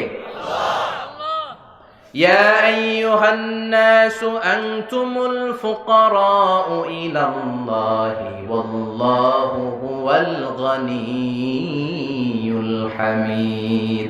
ও আমার গোলামেরা, তোরা হলি ফকির, ধনী একজন, তিনি কে? এজন্য আমাদের চাহিদার কোনো শেষ নাই, চাওয়া পাওয়ার কোনো শেষ নাই, শুধু আরো চাই, আরো চাই, আরো লাগবে, শুধু প্রতিযোগিতা। কি এক মোহের পেছনে যে আমরা ছুটছি, আরো লাগবে, আরো প্রতিযোগিতা, আনলিমিটেড ডিমান্ড, শেষ হয় না। এই মানসিকতা আমাদের মধ্যে আছে না নাই? আরো লাগবে, আরো। উনি কামায় 20,000, আমার কামাইতে হবে 30,000। ওনার ফ্ল্যাট 2টা, আমার লাগবে কয়টা? আমার লাগবে 4টা। কিন্তু উনি যে তাহাজ্জুদ পড়ে ওই চিন্তা নাই। উনি তাহাজ্জুদ গুজার, আমার আরো তাহাজ্জুদ বেশি বেশি পড়ে আল্লাহর প্রিয় ভাজন হওয়া দরকার, ওই চিন্তা নাই। জোরে কোন ঠিক কিনা? প্রতিযোগিতা, কম্পিটিশন, কেমন করে বড় টাওয়ার বানানো যায়। বিষ্ণু বলেছেন কিয়ামতের আগ দিয়ে একটা আলামত ঘটবে, ওয়ান তারাল হুফাতাল উরাতাল আলাতা রিয়া আশাইয়া তাতাওয়ালুনা ফিল বুনিয়ান। Before the day of judgment, you will see people will start to compete to constructing high rises building in your cities. তোমাদের শহরে বড় বড় আকাশচুম্বী স্কাই স্ক্রিপার বিল্ডিং বানানোর প্রতিযোগিতা কিয়ামতের আগে শুরু হয়ে যাবে। শুরু হয়েছে না? কথা কম। আচ্ছা, নরসিংদীতে মুরব্বী যারা আছেন বলেন, আজ থেকে 20 বছর আগে নরসিংদী শহরে বড় বড় দালান ছিল, টাওয়ার ছিল? ঢাকা শহরে আজ থেকে 20 বছর আগে এখন যে অবস্থাটা, এরকম উঁচু উঁচু টাওয়ার ছিল? এজন্য বিষ্ণু বলেছেন ওয়া আনতারাল হুফাতাল উরাতাল আলাতা রিয়া আশাইয়া তাতাওয়ালুনা ফিল বুনিয়ান। তোমরা দেখবে এমন কিছু লোক সমাজে, ওদের কিচ্ছু ছিল না, পায়ে দেওয়ার মতো জুতা ছিল না, গায়ে দেওয়ার মতো জামা ছিল না, খাওয়ার মতো কোনো খাবার ছিল না, হু হু করে এরা ধনী হয়ে যাবে, আর সমাজের এদিকে ওদিকে বড় বড় টাওয়ার করার প্রতিযোগিতা শুরু করে দিবে। আছে না নাই? বিশাল টাওয়ারের মালিক। আরব বিশ্ব এই ক্ষেত্রে এক ধাপে গিয়ে খালি টাওয়ার বানায়। এবার হজে যাওয়ার সময় জেদ্দাতে দেখেছি পৃথিবীর সবচাইতে উঁচু টাওয়ার, কিংডম টাওয়ার, নাম শুনছেন? এটা গত 5 বছর ধরে এটার কনস্ট্রাকশন শুধু চলছে, আগামী বছর শেষ হবে। এটা উচ্চতায় প্রায় 1000 মিটার উঁচু। কত মিটার হিসাব করে বলেন? 1000 মিটার মানে কত কিলোমিটার? হ্যাঁ, 1 কিলোমিটার। একটা বিল্ডিং যদি 1 কিলোমিটার উঁচু হয়, এটার সামনে যাই আমি তাকামু কেমনে? আমার টুপি পরে যাবে পিছনে। কথা কর। 170 তলা, 170 তলা। দুবাইতে একটা আছে বুর্জ আল খলিফা, 818 মিটার উঁচু, 163 তলা। যারা হজ উমরা করেছেন দেখেছেন কাবা ঘরের পাশে বিশাল একটা 120 তলা, কি নাম? জামজাম টাওয়ার বলে স্থানীয় লোকেরা। আসলে এটার নাম হচ্ছে দি মক্কা রয়্যাল ক্লক টাওয়ার। 120 তলা, বিশাল ঘড়ি আছে। 20 কিলোমিটার দূর থেকে ওই ঘড়ির টাইম দেখা যায়। মক্কার লোকেরাকে আমরা এখন ঘড়ি পরি না, আমরা 30 কিলো দূরের থেকে ওদিকে তাকায় দেখি কয়টা বাজে। সুবহানাল্লাহ কইবেন না? আল্লাহু আকবার। 120 তলা উঁচু এই পুরো বিল্ডিংটা ওয়াকফ ইবনুল আব্দুল আজিজ, এটা ওয়াকফ করে দেয়া হয়েছে, এন্ডোমেন্ট ফান্ড ফর দ্য মসজিদুল হারাম। এই 120 তলা টাওয়ারের শপিং মলগুলো থেকে যে ভাড়া আসে, হোটেলগুলো থেকে যে ভাড়া আসে, সব টাকাগুলো মসজিদুল হারামের জন্য ওয়াকফ করে দেয়া। 120 তলা উঁচু। চীনে একটা আছে সাংহাই টাওয়ার, তাইওয়ানে একটা আছে দি টাইপেডাং 101, 101 তলা। আমি যেখানে বছরের বেশিরভাগ সময় থাকি মালয়েশিয়ার কুয়ালালামপুরে, ওইখানে একটা আছে টুইন, যমজ ভাইয়ের মতো। এটার নাম হচ্ছে KLCC। ইন্টারন্যাশনালি এটা রেকগনাইজড হচ্ছে পেট্রোনাস টুইন টাওয়ার নামে। 88 তলা। এটার আবার 41st and 42nd ফ্লোরে একটা ব্রিজ আছে। এই টাওয়ার থেকে ওই টাওয়ারে যাওয়া যায়। ও মিয়া, কিয়ামতের আগে ইদা জুলজিলাতিল আরদু জিলজালাহা বলে আল্লাহ যে একটা ভাইব্রেশন দিবেন, একটা ভূকম্পন দিবেন, ওই ভূমিকম্পে একটা টাওয়ারও কি টিকবে? চিল্লায় বলেন টিকবে? এজন্য আল্লাহ বলেন, গোলাম এই টাওয়ার বানিয়ে লাভ নাই, সম্পদের প্রাচুর্যতা করে লাভ নাই, এই সম্পদের মায়া তোর কোনোদিন থামবে না। হাত্তা যুরতুমুল মাকাবির, যতদিন না তুই কবরে যাবি। কার কথা? কার কথা? আপনি আরব ধনকুবেরদের দিকে তাকান, কি পরিমাণে টাকার মালিক এরা। প্রিন্স ওয়ালিদ বিন তালালের নাম শুনেছেন? সৌদির এই বাদশার আগের বাদশা আব্দুল্লাহর ভাগিনা, কিংডম হোল্ডিং কোম্পানির মালিক।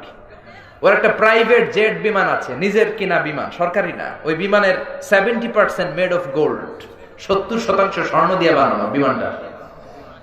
আল্লাহু আকবার। কত টাকার মালিক যে সে নিজেও জানে না। সৌদির রাজধানী রিয়াদের সবচেয়ে বড় টাওয়ারের মালিক সে। গত 2 বছর আগে আমার প্রোগ্রাম ছিল ব্রুনাই, বান্দারসেরি বেগাওয়ানে। ওখানে পৃথিবীর সবচেয়ে বড় প্যালেস, রাজপ্রাসাদ অবস্থিত। প্রায় 2000 কক্ষ আছে সেখানে। এটার মালিক হচ্ছে সুলতান হাসান আল বালখিয়া, গ্র্যান্ড হায়াত হোটেলের মালিক। তার সংগ্রহে 500টা রোলস রয়েস গাড়ি আছে। এক একটা গাড়ির দাম 10 কোটি টাকা করে। নাউজুবিল্লাহ করবেন না? ওমি একজনের সুখে থাকতে ঘুরতে মোজমাস্তিও যদি করে, কয়টা গাড়ি লাগে? কথা করে, একটা, দুইটা, ফ্যামিলির সবাই মিলে 4টা 5টা, ওর আছে কয়টা? 500টা রোলস রয়েস। আর অন্যান্য ব্র্যান্ড তো আছেই, Ferrari, Maybach, Lamborghini, Chevrolet, Range Rover, BMW, Mini Cooper, Mercedes Benz, Volkswagen, Audi, অভাব না। এজন্য আল্লাহ বললেন, গোলাম এই সম্পদ, এই টাকার পাহাড়, এই জেট বিমান, এই গাড়ি তোরে বাঁচাতে পারে না। বাঁচাতে পারে কে? দুনিয়ার গাফলতি ছেড়ে দে, কিন্তু গাফলতি কমবে না যতদিন না তুই কবরে ঢুকবি। কার কথা? সম্পদ উপার্জন ইসলাম বাধা দেয় না। যদি সম্পদ উপার্জন করে প্রশংসা আল্লাহর করেন, কোনো বাধা আছে? যাকাত ফরজ হলে যদি যাকাত দিয়ে দেন, কোনো বাধা আছে? ইসলাম বলে রাস্তার এক পাশে গাছতলা, আরেক পাশে 5 তলা, এটা ইসলাম মেনে নেয় না। চিল্লায় এখন ঠিক কি না? এজন্য টাকার পাহাড় দেখে ভিমড়ে যাবেন না। BMW ল্যান্ড ক্রুজারে চলে, মার্সিডিজ বেঞ্জ হাকায়, রেঞ্জ রোভারে চলে, পোরশেতে চড়ে, মনে করবেন না যে অনেক সুখে আছে। সুখ নাও থাকতে পারে, ঠিক কি না? কারণ টাকা যার বেশি, রোগ তার বেশি। টাকা যার বেশি, টেনশন তার বেশি। টাকা যার নাই, টেনশনও তার নাই, ঠিক কি না? টাকা যার বেশি ঘুম তার কম, টাকা যার নাই রাতে তার ঘুমের কোনো অভাব নাই। জোরে কোন ঠিক কিনা? বেশিরভাগ ধনীদের অবস্থা কি দেখবেন যে এদের রাতে ঘুম হয় না। তবে হালাল পন্থায় যারা মাথার ঘাম পায়ে ফেলে উপার্জন করেছে এদের আবার আলহামদুলিল্লাহ ঘুম হয়। কিন্তু ডান হাতে বা হাতে হালাল হারাম বাছাই না করে যারা কামাই করেছে রাতে ঘুম নাই। 1 ঘন্টা ঘুমানোর জন্য ট্যাবলেট খায় কয়টা? ঘুমের বড়ি কয়টা খায়? আর রিকশাওয়ালায় ঘুমের জন্য যে বড়ি খাওয়া লাগে ওন জানেই না। মানে ঘুমানোর জন্য যে বড়ি থাকতে পারেন ফার্মেসিতে ও শুনেই নাই। সুবহানাল্লাহ পড়ে। কিছু খেতে পারে না কোটিপতিরা, খুঁজে দেখেন। ডাক্তারের কাছে গেলে বলে কিচ্ছু খাবেন না, গরু খাবেন না, খাসি খাবেন না, চিংড়ি খাবেন না, খালি ঘাস খাবেন। কি খাবেন? ঘাস বলতে আই মিন ভেজিটেবল, সবজি আইটেম দিয়ে দেয় না। সকালে 2টা রুটি, দুপুরে 1 কাপ ভাত, ছোট্ট একটা মাছ, আর রাতে খালি সবজি ঘাস। ওই মিয়া, সবজি আর ঘাসের পার্থক্য আছে? আল্লাহু আকবার। আর আমার রিকশাওয়ালা, দিনমজুর, কুলি, ঠেলাওয়ালা, ওর রাতে ঘুমের কোনো সমস্যা আছে? ওর যেখানে রাইত ওইখানেই। ওর বিছানায় মাথা লাগতে দেরি, ওর নাক ডাকতে দেরি হয়। ওর নাকের ডাকের আওয়াজে ট্রাকের ইঞ্জিনও ফেল। আল্লাহু আকবার। এজন্য আল্লাহ বললেন হাত্তা যুরতুমুল মাকাবির, যতদিন না কবরে ঢুকবি বেশি বেশি পাওয়ার, বেশি বেশি খাওয়ার আকাঙ্ক্ষা তোর কমবে না। এই দুনিয়াটা কিচ্ছু না, হাতের ময়লা, ঠিক কি না? আজ আছে কাল নাই। মাসালু হাযিহি দুনিয়া, এই দুনিয়ার দৃষ্টান্ত হচ্ছে 3টা লাশ আর 4টা স্বর্ণের টুকরার মতো। লাশ কয়টা? স্বর্ণের টুকরা কয়টা? বনি ইসরাইলের জামানায় 3 জন যুবক তাদের ভাগ্য পরিবর্তনের জন্য, কর্মসংস্থানের জন্য বের হয়েছে। পথিমধ্যে গুপ্তধন পাইছে। গুপ্তধনটা কি ছিল? 4টা বড় বড় স্বর্ণের টুকরা, এত বড়। পেয়ে তো মহা খুশি, 3 বন্ধু পাইছি, আজীবন খাইয়া শেষ করা যাবে না। এবার 3 বন্ধু বলে ভাগাভাগি করার আগে কিছু খাওয়া দাওয়া করে নি, অনেক ক্ষুধা লাগছে। একজনের পাঠাইছে তুই যা বাজার থেকে রুটি কিনে আন, খাওয়ার পরে 3 বন্ধু মিলা 4টা স্বর্ণের টুকরা ভাগ করবো। ও রুটি আনতে গিয়েছে, আর 2 বন্ধু মিলে প্ল্যান করছে এক কাজ করি, ওইটা যদি মায়া ফেলাইতে পারি তাইলে তো আর হিসাবের কোনো দরকারই নাই, তুই 2টা আমি 2টা, কেল্লা পথে। রুটি আনতে যে গিয়েছে মনে মনে ভাবে রুটিতে বিষ মিশায় নিয়ে যাবো। কি মিশাবো? বিষ মাখানো রুটি দিয়া ওই 2টার এসে সব আমার, আমি খামু, আমি খামু। যেই চিন্তা ওই কাজ, রুটিতে বিষ মিশায় নিয়ে আসছে। আর এই 2 জন ওইটারে দইরা মারছে। মারার পরে 2 জন কইটার মারতে বহুত কষ্ট হয়েছে রে, ভাগাভাগি আর কি করবি, তুই 2টা আমি 2টা, আগে খাইয়া লইস। আগে কি করি, খাওয়ার পরে এই 2টাও নাই। 4টা স্বর্ণের টুকরা পরে আছে, 3টা লাশ পরে আছে, স্বর্ণ নেয়ার কেউ নাই। এটাই হচ্ছে দুনিয়া। চিল্লায় বলেন ঠিক কিনা? এজন্য আল্লাহ বললেন আলহাকুমুত তাকাসুরু হাত্তা যুরতুমুল মাকাবির, দুনিয়ার লোভ লালসা তোমাদেরকে গাফেল বানিয়ে দিয়েছে। গাফলতি কমবে না যতদিন না কবরে ঢুকো। টাকা টাকা আরো লাগবে, আরো লাগবে, ক্ষমতা ক্ষমতা আরো লাগবে। টাকা উপার্জনে বাধা নাই, কিন্তু হালাল পন্থায় হতে হবে। নিসাব পরিমাণ হলে যাকাত দিয়ে দিতে হবে, কিন্তু যাকাতের লুঙ্গি আর শাড়ির নামে নাটক করা যাবে না। চিল্লা এখন ঠিক কিনা?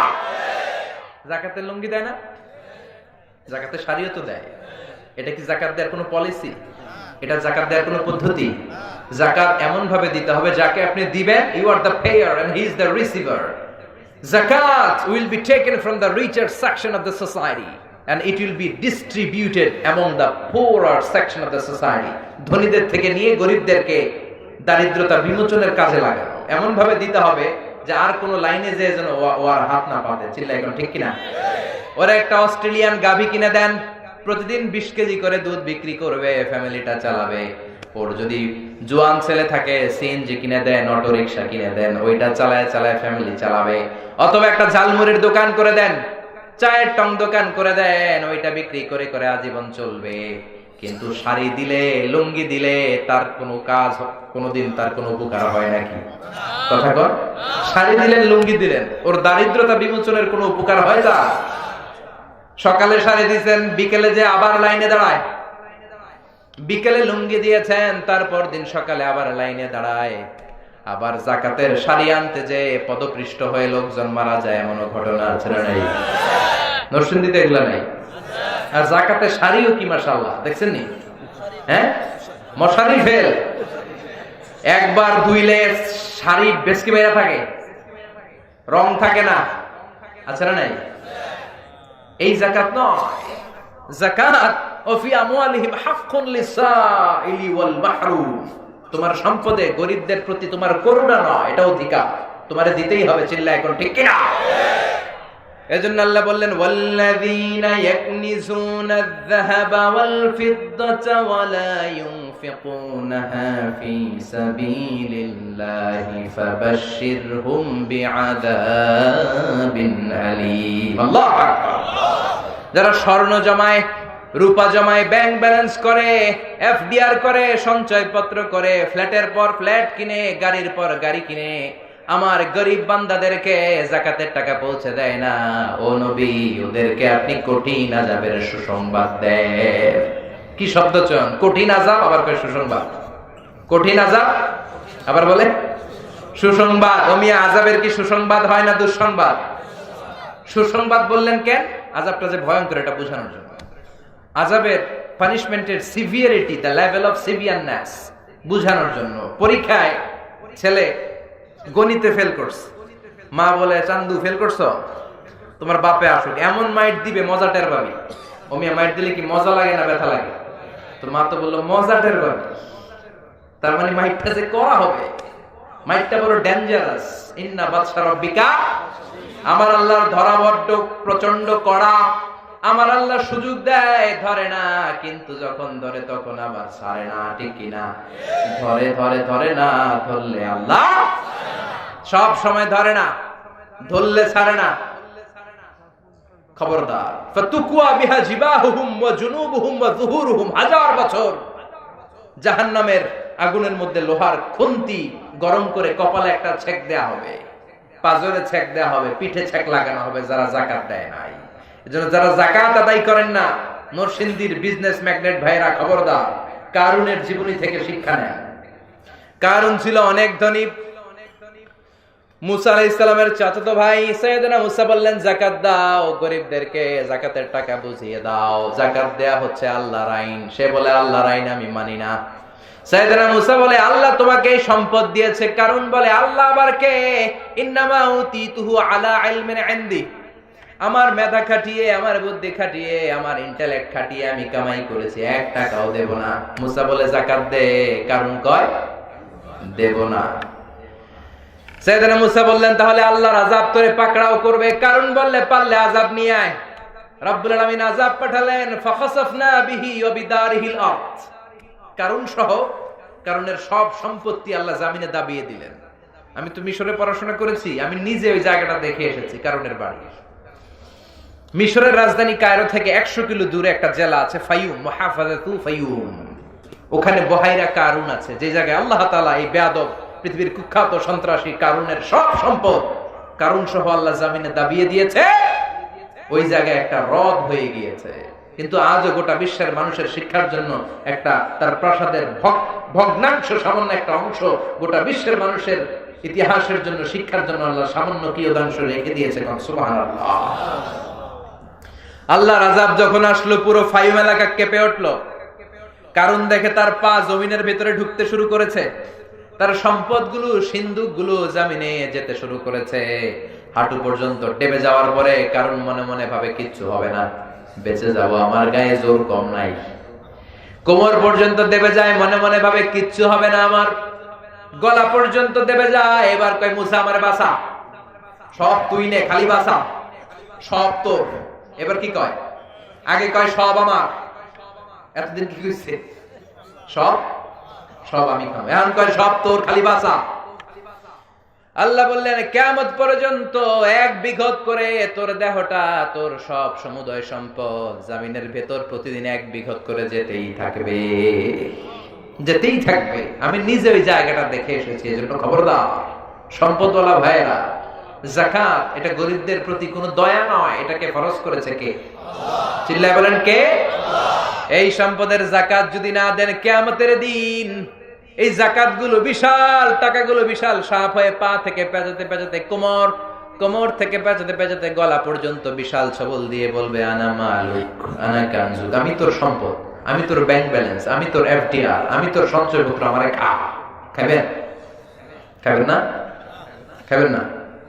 এক এক ছোবলে পুরো দেহটা নীলাভ হয়ে 70 গজ জামিনের ভেতরে সে ঢুকে যাবে। পড়েন নাউযুবিল্লাহ। এজন্য আল্লাহ বললেন আলহাকুমুত তাকাসুর হাত্তা যুরতুমুল মাকাবির। দুনিয়াতে বেশি বেশি খাওয়া, বেশি বেশি চাওয়া, বেশি বেশি লোভের আকাঙ্ক্ষার গাফলতি তোমাদেরকে পাগল বানিয়ে দিয়েছে। তোমাদের এই পাগলামি, তোমাদের এই মোহ, তোমাদের এই গাফলতি কোনোদিন কমবে না কবরে যাওয়া ছাড়া। কোথায় যাওয়া ছাড়া? কবরে যাওয়া ছাড়া আমাদের এই গাফলতি কোনোদিন কমবে। বিষ্ণু বললেন লাউ আন্না লিকুল্লি ইবনি আদম ওয়াদিয়ান মিন যাহাব। খেয়াল করে শুনেন, বনি আদমের সবাইকে যদি একটা করে স্বর্ণের পাহাড় দিয়ে দেয়া হয়, আহাব্বা ইয়াকুনা লাহু ওয়াদিয়ান, সে চাইবে কেমন করে আরেকটা স্বর্ণের পাহাড়ের মালিক হওয়া যায়। আমাদের প্রত্যেককে যদি আল্লাহ একটা করে স্বর্ণের পাহাড়ের মালিক বানায় দেয়, কিসের পাহাড়? সবাই বলতে হবে কিসের পাহাড়? আচ্ছা, একটা স্বর্ণের পাহাড়ের মালিক যদি আমি হই, আমি কেন আমার 14 পুরুষ এটা বেচা খেয়ে শেষ করতে পারবো? কথা কর। তো আমার আরেকটা লাগবো কেন? স্বভাব। এটা কি? প্রত্যেককে একটা করে যদি স্বর্ণের পাহাড় রব্বুল আলামিন দিয়ে দেয়, সবাই চাইবে আরেকটা পাহাড় কেমনে পাওয়া যায়। বিষ্ণু বললেন ওয়ালাইয়ামলা আফাহু ইল্লা তুরাব। মানুষের এই খাই খাই স্বভাব, মানুষের এই চাই চাই স্বভাব কোনোদিন কমবে না যতদিন না কবরের মাটি মুখের ভেতরে ঢুকে। ঠিক কি না? ঠিক কি না? ঠিক কি না? কবরের মাটি মুখের ভিতরে ঢোকার আগ পর্যন্ত এই খাই খাই স্বভাব মানুষের কমবে। এজন্য কবরে আমাদেরকে যেতেই হবে, কবরের প্রস্তুতি নিতেই হবে। কবর থেকে বাঁচা যাবে, মৃত্যু থেকে পালানো যাবে। পৃথিবীতে যত নবীরা এসেছেন সবাই ইন্তেকাল করেছেন, এমন কোন মানুষ নাই যে মরবে না। কার কথা? কার কথা? কুল্লু মান আলাইহা ফানি ওয়া ইয়াবকা ওয়াজহু রাব্বিকা যুল জালালি ওয়াল ইকরাম ফাবিআইয়ি আলাই রাব্বিকুমা তুকাযযিবান।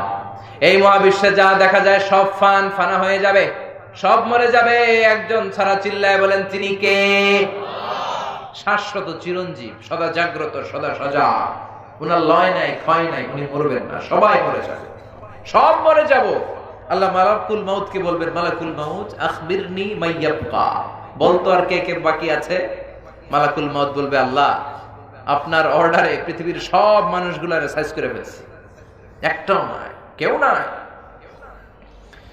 শুধু জিনেরা বাকি আর ফেরেশতারা বাকি। আল্লাহ বলবে সব জিনগুলারও সাইজ কর।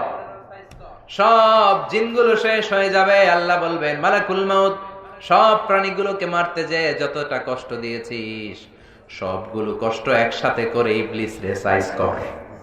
ইবলিসও সাইজ হয়ে যাবে। এবার আল্লাহ বলবে আখবিরনি মাইয়াবকা, ও মালাকুল মাউত আর কে বেঁচে আছে বল। মালাকুল মাউত বলবে কোনো পাখি নাই, কোনো প্রাণী নাই, কোনো মৎস্যকুল নাই, কোনো মানুষ নাই, কোনো মানব নাই, কোনো দানব নাই, খালি ফেরেশতারা আছে। আল্লাহ বলবেন এবার ফেরেশতাদের সাইজ কর। সব ফেরেশতা মরে শেষ, 4 জন ছাড়া। কয়জন? কথা বলেন। আল্লাহ বলবেন আর কে কে বাকি আছে বল। মালাকুল মাউত বলবে শুধু 4 জন, জিব্রাইল, ইসরাফিল, মিকাইল আর আমি আপনার হুকুমের গোলাম আজরাইল। আল্লাহ বলবেন ইসরাফিলের রূহ কবজ কর, জিব্রাইলের রূহ কবজ কর, মিকাইলের রূহ কবজ কর। সব শেষ। এবার আল্লাহ বলবেন আখবিরনি মাইয়াবকা, ও মালাকুল মাউত আর কে কে বেঁচে আছে বল। মালাকুল মাউত বলবে আল্লাহ কেউ নাই, কেউ নাই, শুধু আপনি আর আমি আছি। আপনি আর আমি, সব শেষ। কেউ নাই, শুধু আপনি আছেন আর আপনার হুকুমের গোলাম। আপনার কথা তামিল করার জন্য তো একজন লাগবে, আমি আছি। আল্লাহ বলবেন এবার তুই মর, এবার তুই মর। তুই মর শুনে মালাকুল মাউত তো অবাক হয়ে যাবে, ভয় পেয়ে যাবে, পিলে চমকে যাবে, খিচুনি উঠে যাবে, ওনার জ্বর এসে যাবে, থরথর করে কাঁপতে শুরু করে দিবে। এরকম যোগ বিয়োগ উনি জীবনে দেয় নাই। মনে মনে ভেবেছে আজীবন আমি সবাইরে মেরেছি, আমি কি মরবো নাকি? আল্লাহ বলবেন কোনো কথা নাই, খিচুনি দিয়ে লাভ নাই, কান্নাকাটি করে লাভ নাই, কারণ কুল্লু নাফসিন যায়িকাতুল মাউত। এই পৃথিবীতে যত আত্মা এসেছে সবগুলাকে এই মৃত্যুর স্বাদ নিতে হবে, ঠিক কি না? তুই মর, মর, মুত, ইয়া মালাকাল মাউত, হে মৃত্যুর ফেরেশতা মর, মরে যা। মালাকুল মাউত কাঁপতে থাকবে, বলবে আল্লাহ এটা আবার কেমন কথা, আমি মরুম কেন? আমি না মারছি, আমি মরবো কেন? আল্লাহ বলবেন যা, জান্নাত আর জাহান্নামের মাঝ বরাবর একটা জায়গা আছে, আল আরাফ। এই নামে আবার কোরআন একটা সূরাও আছে না নাই? আরাফের মাঝ বরাবর যে দাঁড়া, মালাকুল মাউত কাঁপতে কাঁপতে কাঁপতে কাঁপতে আরাফের মাঝখানে যে দাঁড়াবে, আল্লাহ চিৎকার দিয়ে বলবেন এবার তুই মর, মুত, মুত, ইয়া মালাকাল মাউত, মর, মরে যা। মরে যা বলার সাথে সাথে মালাকুল মাউত, যিনি লক্ষ লক্ষ মানুষকে মেরেছে, দানবকে মেরেছে, ফেরেশতাদেরকে মেরেছে, বিশাল একটা চিৎকার দিয়ে সেও মরে যাবে। আল্লাহু আকবার। বিশ্বনবী ফরমান, মালাকুল মাউতের সেদিনের চিৎকারটা এত ভয়ঙ্কর হবে, সেদিনের আওয়াজটা এত গগন বিদারী হবে, পৃথিবীতে তখন মানুষগুলো যদি বেঁচে থাকতো, কিয়ামতের জন্য ইসরাফিলের আলাদা করে সিংহায় ফুৎকার দেওয়ার দরকার আর হতো না।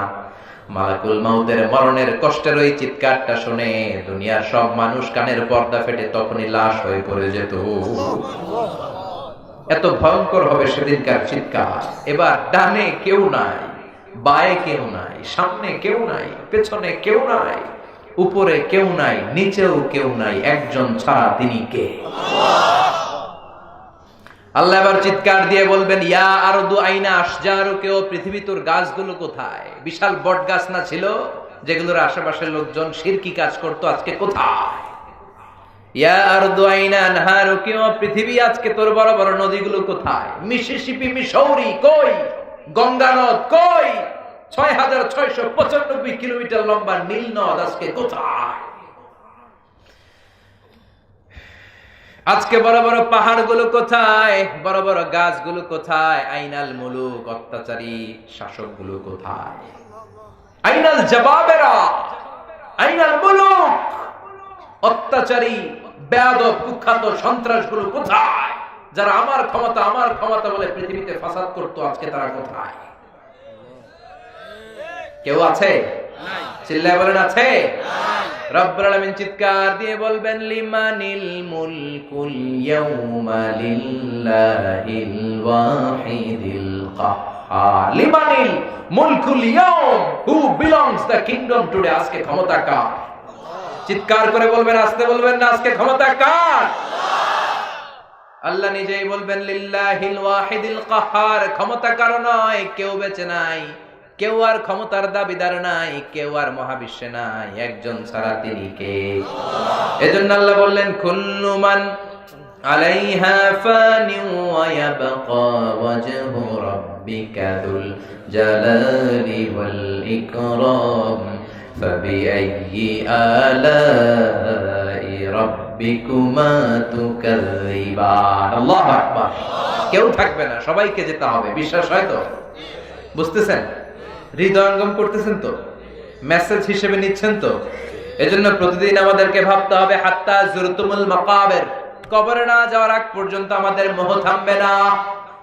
বিশ্বনবী বলেন আমি জানতে পেরেছি কবরের ভেতরে তোমাদেরকে সুয়াল করা হবে।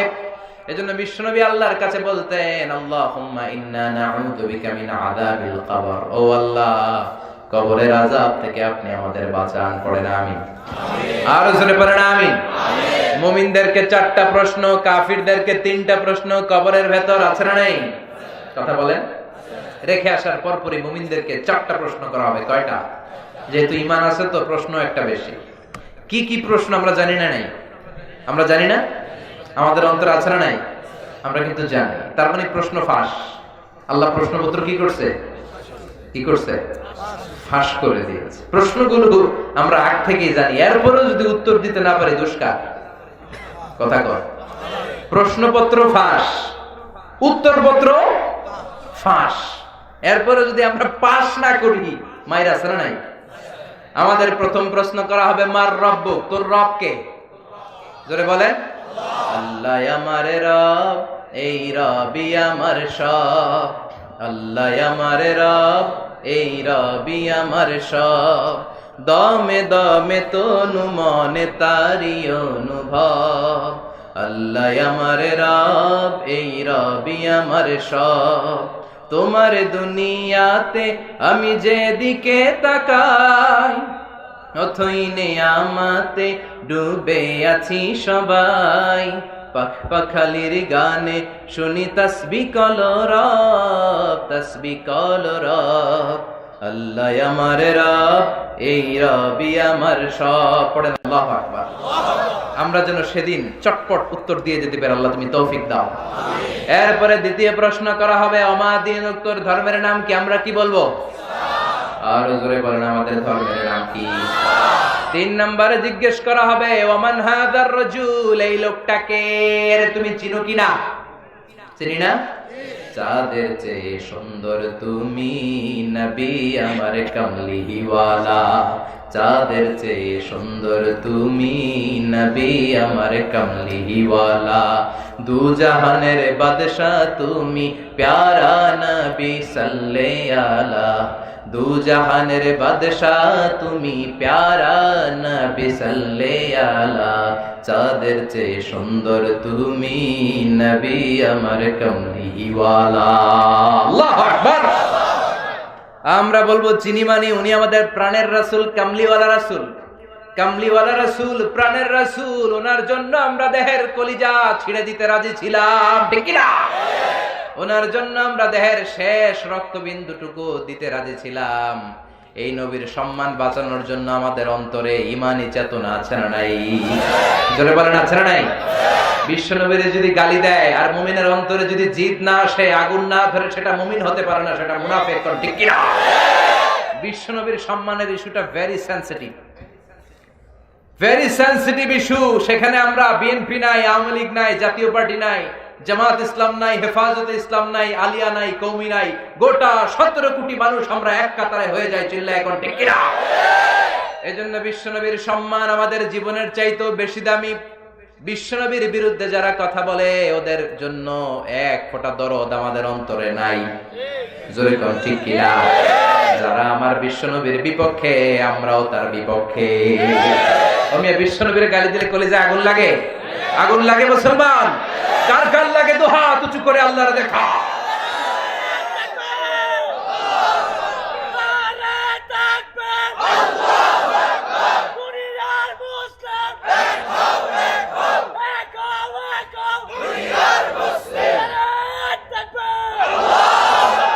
বিশ্বনবীর পক্ষে আমাদের স্লোগানগুলোকে আল্লাহ তাআলা তুমি কবুল করো, আমাদের নাজাতের ওসিলা বানাও। আমাদেরকে বলা হবে, ওমান হাদার রাজুল, দেখো তো এই লোকটারে চিনো কিনা?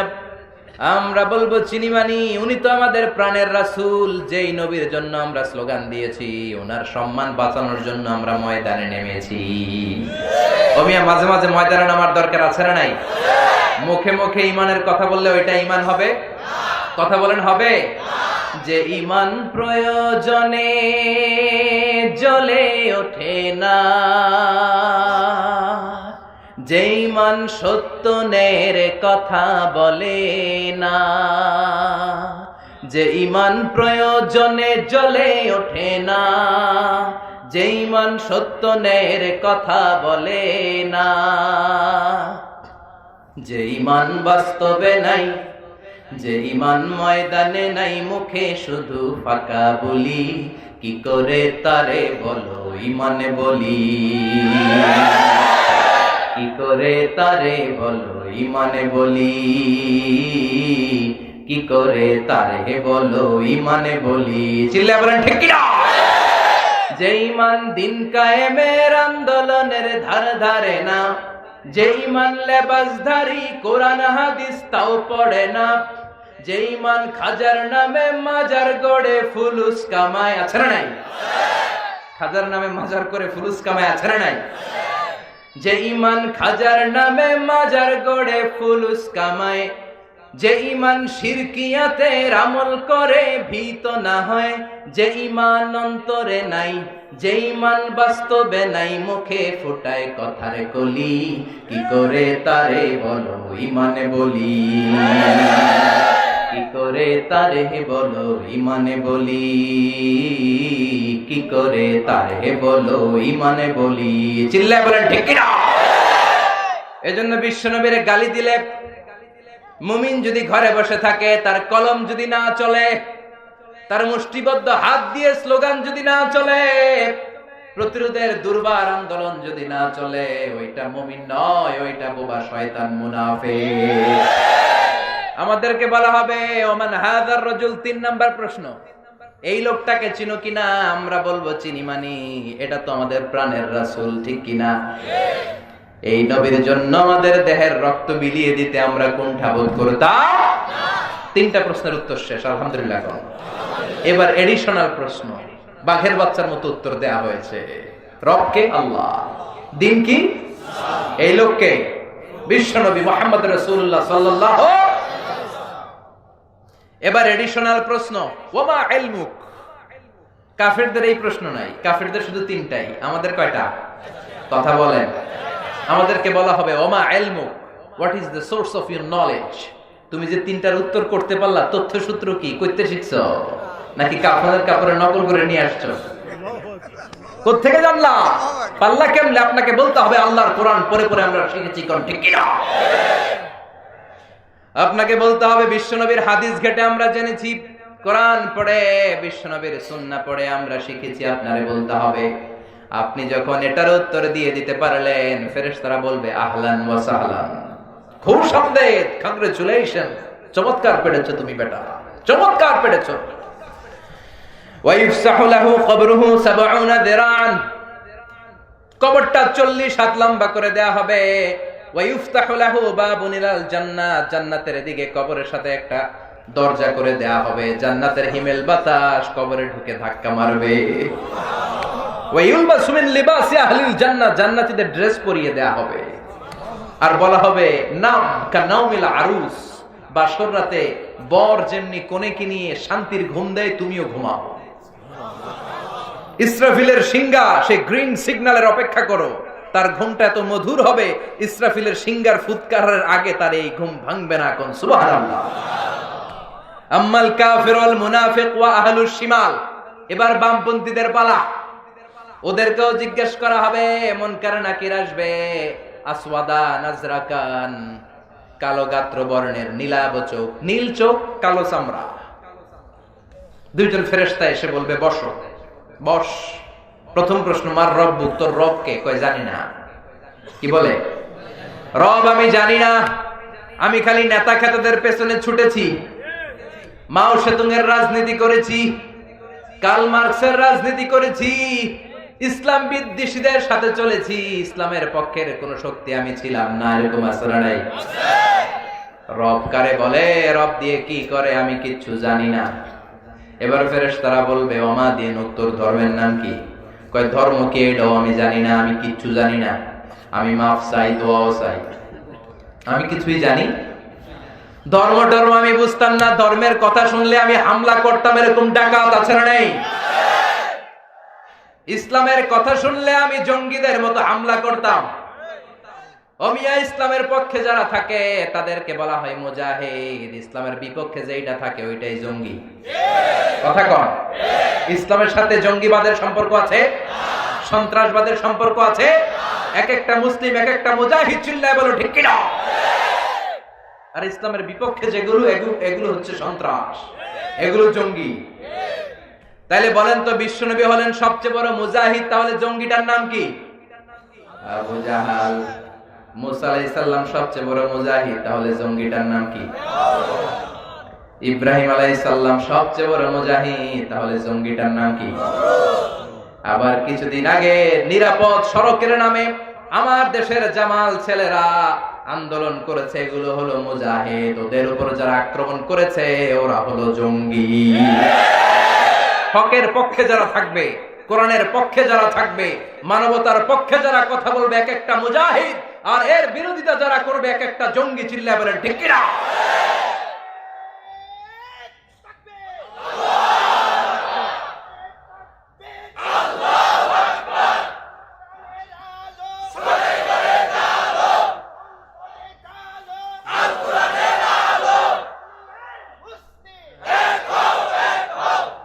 দ্বিতীয় প্রশ্ন করা হবে, ওমা দিন, তোর ধর্মের নাম কি? কয় জানি না।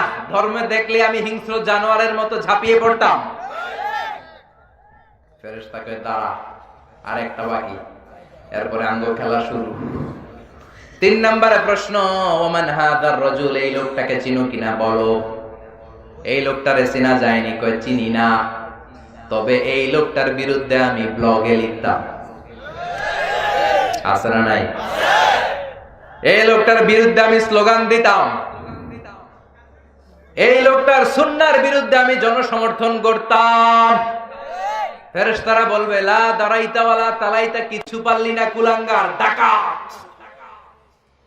ফায়ুতরাকু ফায়ুদরাবু বিমাতারিক মিন হাদিদ, লোহার বড় একটা হ্যামার থাকবে, একটা হ্যামারের বাড়িতে মাথাটা চূর্ণ বিচূর্ণ করে দেয়া হবে। ও চিৎকার শুরু করবে, ওর চিৎকারের আওয়াজে পুরো কবরস্থান থারথার করে সেদিন কাঁপবে। জিন আর মানুষ ছাড়া সবাই দেখে, আমরা দেখি না। এজন্য মাঝে মাঝে কবরস্থানে গরু বেঁধে রাখলে রশি ছিঁড়া গরু দেয় দৌড়। কথা কোন ঠিক কিনা? হাতুড়ি দিয়ে পিটানো শুরু হবে। ইকালু লিল আরদি, জমিনকে বলা হবে ইলতামি, চাপ দে। ফাতাখতালিফু আদলাউহু, ডান পাশের পাজর বাম দিকে চলে যাবে, বাম দিকের পাজর ডান দিকে চলে যাবে। ওর চিৎকারে পুরো কবরস্থান আবার থারথার করে কাঁপবে। কিয়ামত আসার আগ পর্যন্ত ওই দিকে ওই মুমিন বান্দা ইসরাফিলের সিংহার আগ পর্যন্ত আনন্দের ঘুম দিবে। আর বেয়াদব মুনাফিক ইসলাম বিরোধী নাস্তিক ইসরাফিলের সিংহার আগ পর্যন্ত এরকম পানিশমেন্ট আর শাস্তি খেতে থাকবে। চিল্লায় এখন ঠিক কিনা? এজন্য বিশ্বনবী বলতেন, আল্লাহুম্মা ইন্না নাউযু বিকা মিন আযাবিল কবর, ও আল্লাহ, কবরের আযাব থেকে আপনি আমাদের বাঁচান। এজন্য আল্লাহ বললেন, আলহাকুমুত তাকাসুরু হাত্তা যুরতুমুল মাকাবির, তোমাদের দুনিয়ার গাফলতি কমবে না যতক্ষণ না তোমরা কবরের বাড়িতে না ঢুকো। ঠিক কি না? কবরে ঢুকার আগ পর্যন্ত আমাদের টনক নড়বে? কথা কন। এজন্য কবর জিয়ারতের দরকার আছে না নাই? কবর জিয়ারত করা সুন্নাহ। নাহাইতুকুম আন জিয়ারাতিল কুবুর আলআনা ফাজুরুহা ফাইন্নাহা তুযাক্কিরুল আখিরা। বিশ্বনবী বলেন, আমি একসময় কবর জিয়ারত করতে নিষেধ করতাম, কিন্তু এখন অর্ডার করছি কবর জিয়ারত করো। কেননা কবর জিয়ারত করলে আখিরাতের কথা স্মরণ হয়। ঠিক কি না? বাবাকে যেখানে রেখে আসলেন, বাবার কবরের সামনে গেলে আপনার মাথায় রিমাইন্ডার আসবে, হায় হায় আব্বারে রেখে গেলাম, 10 বছর হলো, বয়সের ভারে নুজ্জ হয়ে আমার কালো দাড়িও তো সাদা হয়ে যাচ্ছে, কবে না জানি আমার ছেলে আমারে কবরে রেখে যাবে। এই চিন্তাগুলো আছে না নাই? এজন্য কবর জিয়ারত করবেন, কিন্তু কবর জিয়ারতের নামে কবরে যে কিছু চাওয়া যাবে নাকি? কথা বলেন। কবরে পড়ে থাকা লোকটা আপনার কিছু করতে পারে? করতে পারে একজন, তিনি কে? মায়েরা বোনেরা যারা কথা শুনছেন, অনেক মায়েরা ছেলে হয় না, ছেলের জন্য মাজারে যায়, আছে না নাই? খাজা বাবার দরবারে মানত করে, আছে না নাই? বলে, কেউ ফিরে না খালি হাতে, খাজারে তোর দরবারেতে। ভুয়া কথা। কে বলছে খালি হাতে ফিরে না? অনেকে ওই দরবারে ঘড়ি নিয়ে যায়, ঘড়ি চুরি হয়, খালি হাতে ফিরে। বাটা জুতা, অ্যাপেক্সের জুতা পরে যায়, জুতা চুরি হয়, খালি পায়ে ফিরে, আছে না নাই? এ দুনিয়া একটা দরবার থেকে কেউ কোনোদিন খালি হাতে ফিরে না। দরবারটা কার দরবার? কেউ ফিরে না খালি হাতে, আল্লাহর তোর দরবারেতে। সবাই বলেন, কেউ ফিরে না। এজন্য কবরে পড়ে থাকা ব্যক্তিটা কিচ্ছু করতে পারে? দুআফাত তালিব ওয়াল মাতলুব, যিনি চায় সেও দুর্বল, পড়ে থাকা ব্যক্তিটাও দুর্বল।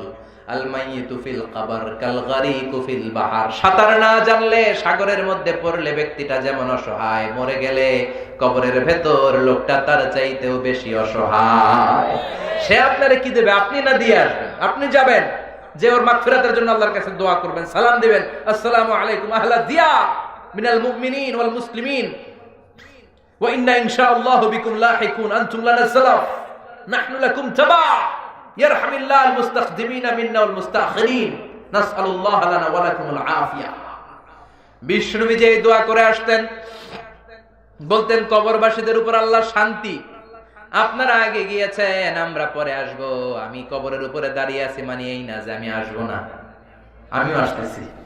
ডেস্টিনেশন ইজ সেম, গন্তব্য একটা। আপনি আগে গেছেন, আমি পরে। আল্লাহ যারা আছে যারা নাই সবার উপরে রহমত দেন। কবরস্থানে গেলে এই দোয়াটা করার দরকার আছে না নাই? কিন্তু কবরে যে চাওয়া যাবে নাকি? কথা কন। এখন কবর ব্যবসা বাংলাদেশে আছে না নাই? নামাজ নাই, রোজা নাই, মাথার মধ্যে জট পাকায়, লাল শালু গায়ে দেয়, আর নাম দিছে মারে ফত। নাম কি? আসলে ওদের জন্য লাগবে মায়ের পথ। জোরে কোন ঠিক কি না? তো দিল বান্দা কালমা চোর, না পায় শ্মশান না পায় ঘোর, দিন থাকিতে আয়রে পথে ছাইড়া দে ভণ্ডামি, ভণ্ডামি ভণ্ডামি ভণ্ডামি, ছাইড়া দে ভণ্ডামি। নামাজ কালাম পড়ে না, ইবলিশ শয়তানের নানা। আছে না নাই? নামাজ নাই, রোজা নাই, মাজারের খাদেম। গোসল করে না নাকি সারা বছর? আমি দেখি নাই, শুনেছি সারা বছর নাকি কোন পীর গোসল করে না, বছরে একবার করে, আবার ওই গোসলের পানি মুরিদরা সব খেয়ে ফেলে। বরকত। এটা কি বরকত না গজব? নামাজ কালাম করে না, ইবলিশ শয়তানের নানা, ধর্মের একখান খুঁটি ধইরা কয়দিন করবা হয়রানি, ভণ্ডামি ভণ্ডামি ভণ্ডামি, ছাইড়া দে ভণ্ডামি। ঠিক না? এখনো সময় আছে, ভণ্ডামি ছেড়ে দে, মাজার পূজা ছেড়ে দে, কবর পূজা ছেড়ে দে, মসজিদে ঢুকে সেজদা দে, কবুল করে নিবে কে? আল্লাহ। বিষ্ণু বলতেন, ইদা সাআলতা ফাসআলিল্লাহ ওয়া ইদা ইসতাআনতা ফাসতাইন বিল্লাহ। চাইতে মনে চায়, আল্লাহর কাছে চাও, সাহায্যের দরকার চাইবা কার কাছে? আপনি বিদেশে যেতে চান, পাসপোর্ট দিয়ে রেখেছেন, ভিসা লাগে না, ব্যবস্থা করে দিবে কে? আপনি অসুস্থ, সুস্থ করবে কে? কেউ যেটা দেখে না দেখে কে? কেউ যেটা শোনে না শোনে কে? এজন্য চাইবেন কার কাছে? রাজি আছেন? রাজি আছেন? এজন্য আল্লাহ বললেন, আল্লাহকুমুত তাকাসুরু হাত্তা যুরতুমুল মাকাবির, কাল্লা সাউফা তা'লামুন, সুম্মা কাল্লা সাউফা তা'লামুন। কাল্লা মানে নেভার। তুমি যে রং নিয়ে আসো, এই রং আজীবন থাকবে না। কাল্লা, নেভার। তুমি যেটা ভাবছো ক্ষমতা তোরে বাঁচাবে, ক্ষমতা তোর কিচ্ছু করতে পারবে না। চিল্লায় এখন ঠিক কিনা? তুমি যে ভাবছো তোমার সম্পদ তোমারে প্রোটেক্ট দিবে, বডিগার্ড তোরে বাঁচাবে, বডিগার্ড তোরে কিচ্ছু করতে পারে না। করতে পারে কে? এরকম অনেক হয়েছে, মন্ত্রীর চারপাশে বডিগার্ড, গুলি আইসা মন্ত্রীর কপাল ছিদ্র করছে। আছে না নাই? মন্ত্রী লাশ হয়ে পড়ে আছে, সবাই ধরছে বডিগার্ড, ড্রাইভারটা মাসে লাখ টাকা বেতন খাস, মন্ত্রী মল্ল কেমনে? বডিগার্ড তো, আমি তো বডিগার্ড, আমি তো রুহু গার্ড না। রুহু পয়রা আছে, রুহু লয়ে যা। আছে না নাই? কথা বলে। এজন্য আল্লাহ বললেন, কাল্লা, কখনো না, কখনো নয়। এই দিন না, আরো দিন আছে। কাল্লা, খবরদার, যেটা ভাবছো এটা না, হিসাব অনেক আছে। সাউফা তা'লামুন, সময় হলে টের পাবি। সুবহানাল্লাহ কহ। কাল্লা লাউ তা'লামুনা ইলমাল ইয়াকিন, কখনোই নয় যেমন তোমরা ভাবছো তেমন নয়। যখন তোমরা নিশ্চিত জ্ঞান অর্জন করতে পারবা, যেদিন তোমরা চলে যাবা ওই দিন অর্জন করতে পারবা ইলমুল ইয়াকিন, মানে যেটা আপনি সুনিশ্চিত ভাবে জানেন। আপনি জানেন যে কবরে যেতে হয়, এটা ইলমুল ইয়াকিন। আবার একজনকে দেখলেন কবর দেয়া হচ্ছে, এটা আইনুল ইয়াকিন। একবার নিজে মরে যখন কবরে ঢুকবে, ওইটারে বলে হাক্কুল ইয়াকিন। চিল্লায় এখন ঠিক কিনা? সব টের পাবে একদিন, সব টের পাবে। লা তারাবুন্নাল জাহিম, সেদিন দাউ দাউ করে জাহান্নামের আগুন জ্বলতে দেখবা। জাহান্নামের আগুন কি দুনিয়ার আগুনের মতো? কথা বলেন। আল্লাহ বলেন, যারা দুনিয়া দুনিয়া করে, দুনিয়াকে প্রাধান্য দেয়, কিয়ামতের কঠিন দিন ওগুলারে আমি জাহিমের ভেতরে ঢুকাবো। ফাআম্মা মান তাগা ওয়া আসারাল হায়াতাদ দুনিয়া ফাইন্নাল জাহিমা হিয়াল মাওয়া। যারা দুনিয়া দুনিয়া করে, আব্দুদ দুনিয়া, দুনিয়ার গোলাম, দুনিয়া নিয়ে ব্যস্ত, আখিরাতকে বেমালুম ভুলে যায়, এগুলারে আমি জাহিম নামক দোজখে ঢুকাবো। আর জেনে রেখো, দুজকের আগুন দুনিয়ার আগুনের মতো না। দুজকের আগুন হলো আল্লাহর আগুন। দুজকের আগুন কার আগুন? দুজকের আগুন রে আল্লাহ নাম দিয়েছে নারুল্লাহ। কি না? নারুল্লাহিল মুকাদা আল্লাতী তাত্তালিউ আলাল আফইদা। দুনিয়ার আগুন আঙ্গুলে লাগলে আঙ্গুল জ্বলে যায়, পায়ের মধ্যে লাগলে পা জ্বলে যায়, পিঠে লাগলে পিঠ জ্বলে যায়। আর জাহান্নামের আগুন দেহের যেই জায়গায় লাগুক না, আগে কলিজাটা পুরে ছাই হয়ে যাবে। আল্লাতী তাত্তালিউ আলাল আফইদা, নারুকুম তুকিদুন জুজ মিন 70 জুজ মিন নারি জাহান্নাম। যে গ্যাসের চুলার আগুন দিয়ে রান্না করেন ওইটা কি জাহান্নামের আগুন? জাহান্নামের আগুনের 70 ভাগের 1 ভাগ। চিল্লায়ে বলেন আল্লাহু আকবার। এজন্য আল্লাহ বললেন লাতারাবুন্নাল জাহিম সুম্মা লাতারাবুন্নাহা আইনাল ইয়াকিন। সেদিন নিজ চোখে সব দেখবি আর টের পাবি। সুম্মা লাতুসআলুন্না ইয়াউমাইযিন আনিন নাঈম। আর সেদিন আমি আল্লাহ দুনিয়াতে তোরে যত নেয়ামত দিয়েছি পাই টু পাই সব হিসাব নিয়ে ছাড়বো। নেয়ামতের হিসাব নিবে কে? আল্লাহ। আপনি কি মনে করছেন এমনি ছেড়ে দিবে? কথা বলেন, কথা কন। প্রত্যেকটা নেয়ামতের ব্যাপারে জিজ্ঞেস করবে কে? আল্লাহ। 5টা নেয়ামতের প্রশ্নের উত্তর দেওয়া ছাড়া কিয়ামতের দিন পা নাড়ানো যাবে? আন হায়াতিহি ফিমা আফনা, জীবনটা কোন কাজে লাগিয়েছো? ওয়ান শাবাবিহি ফিমা আবলা, জীবনের মধ্যে যে যৌবন দিয়েছিলাম কোন কাজে লাগিয়েছো? ও আমার যুবক ভাইরা, তোমাদের এই সময়টা ইবাদতের সময়। কিয়ামতের কঠিন ময়দানে 7 শ্রেণীর ব্যক্তিকে রব্বুল আলামিন আরশের নিচে ছায়া দিবেন। এর মধ্যে 1 শ্রেণীর হলো শাবুন নাশা ফি ইবাদাতিল্লাহ, এমন যুবক যারা আল্লাহর ইবাদতে চোখের পানি ছাড়ে, এমন যুবক যারা হিন্দি সিনেমা দেখে না, পর্নোগ্রাফি দেখে না, ইন্ডিয়ান নায়িকাদের কোমর দুলানোর ডান্স তারা দেখে না। তাদের অন্তরে ভয় কার? আর জোরে কার? যাদের হৃদয়ে আছে আল্লাহর ভয় তারা কবু পথ ভুলে যায় না। আল্লাহর প্রেম ছাড়া এই দুনিয়ায় কারো কাছে কোনো কিছু চায় না।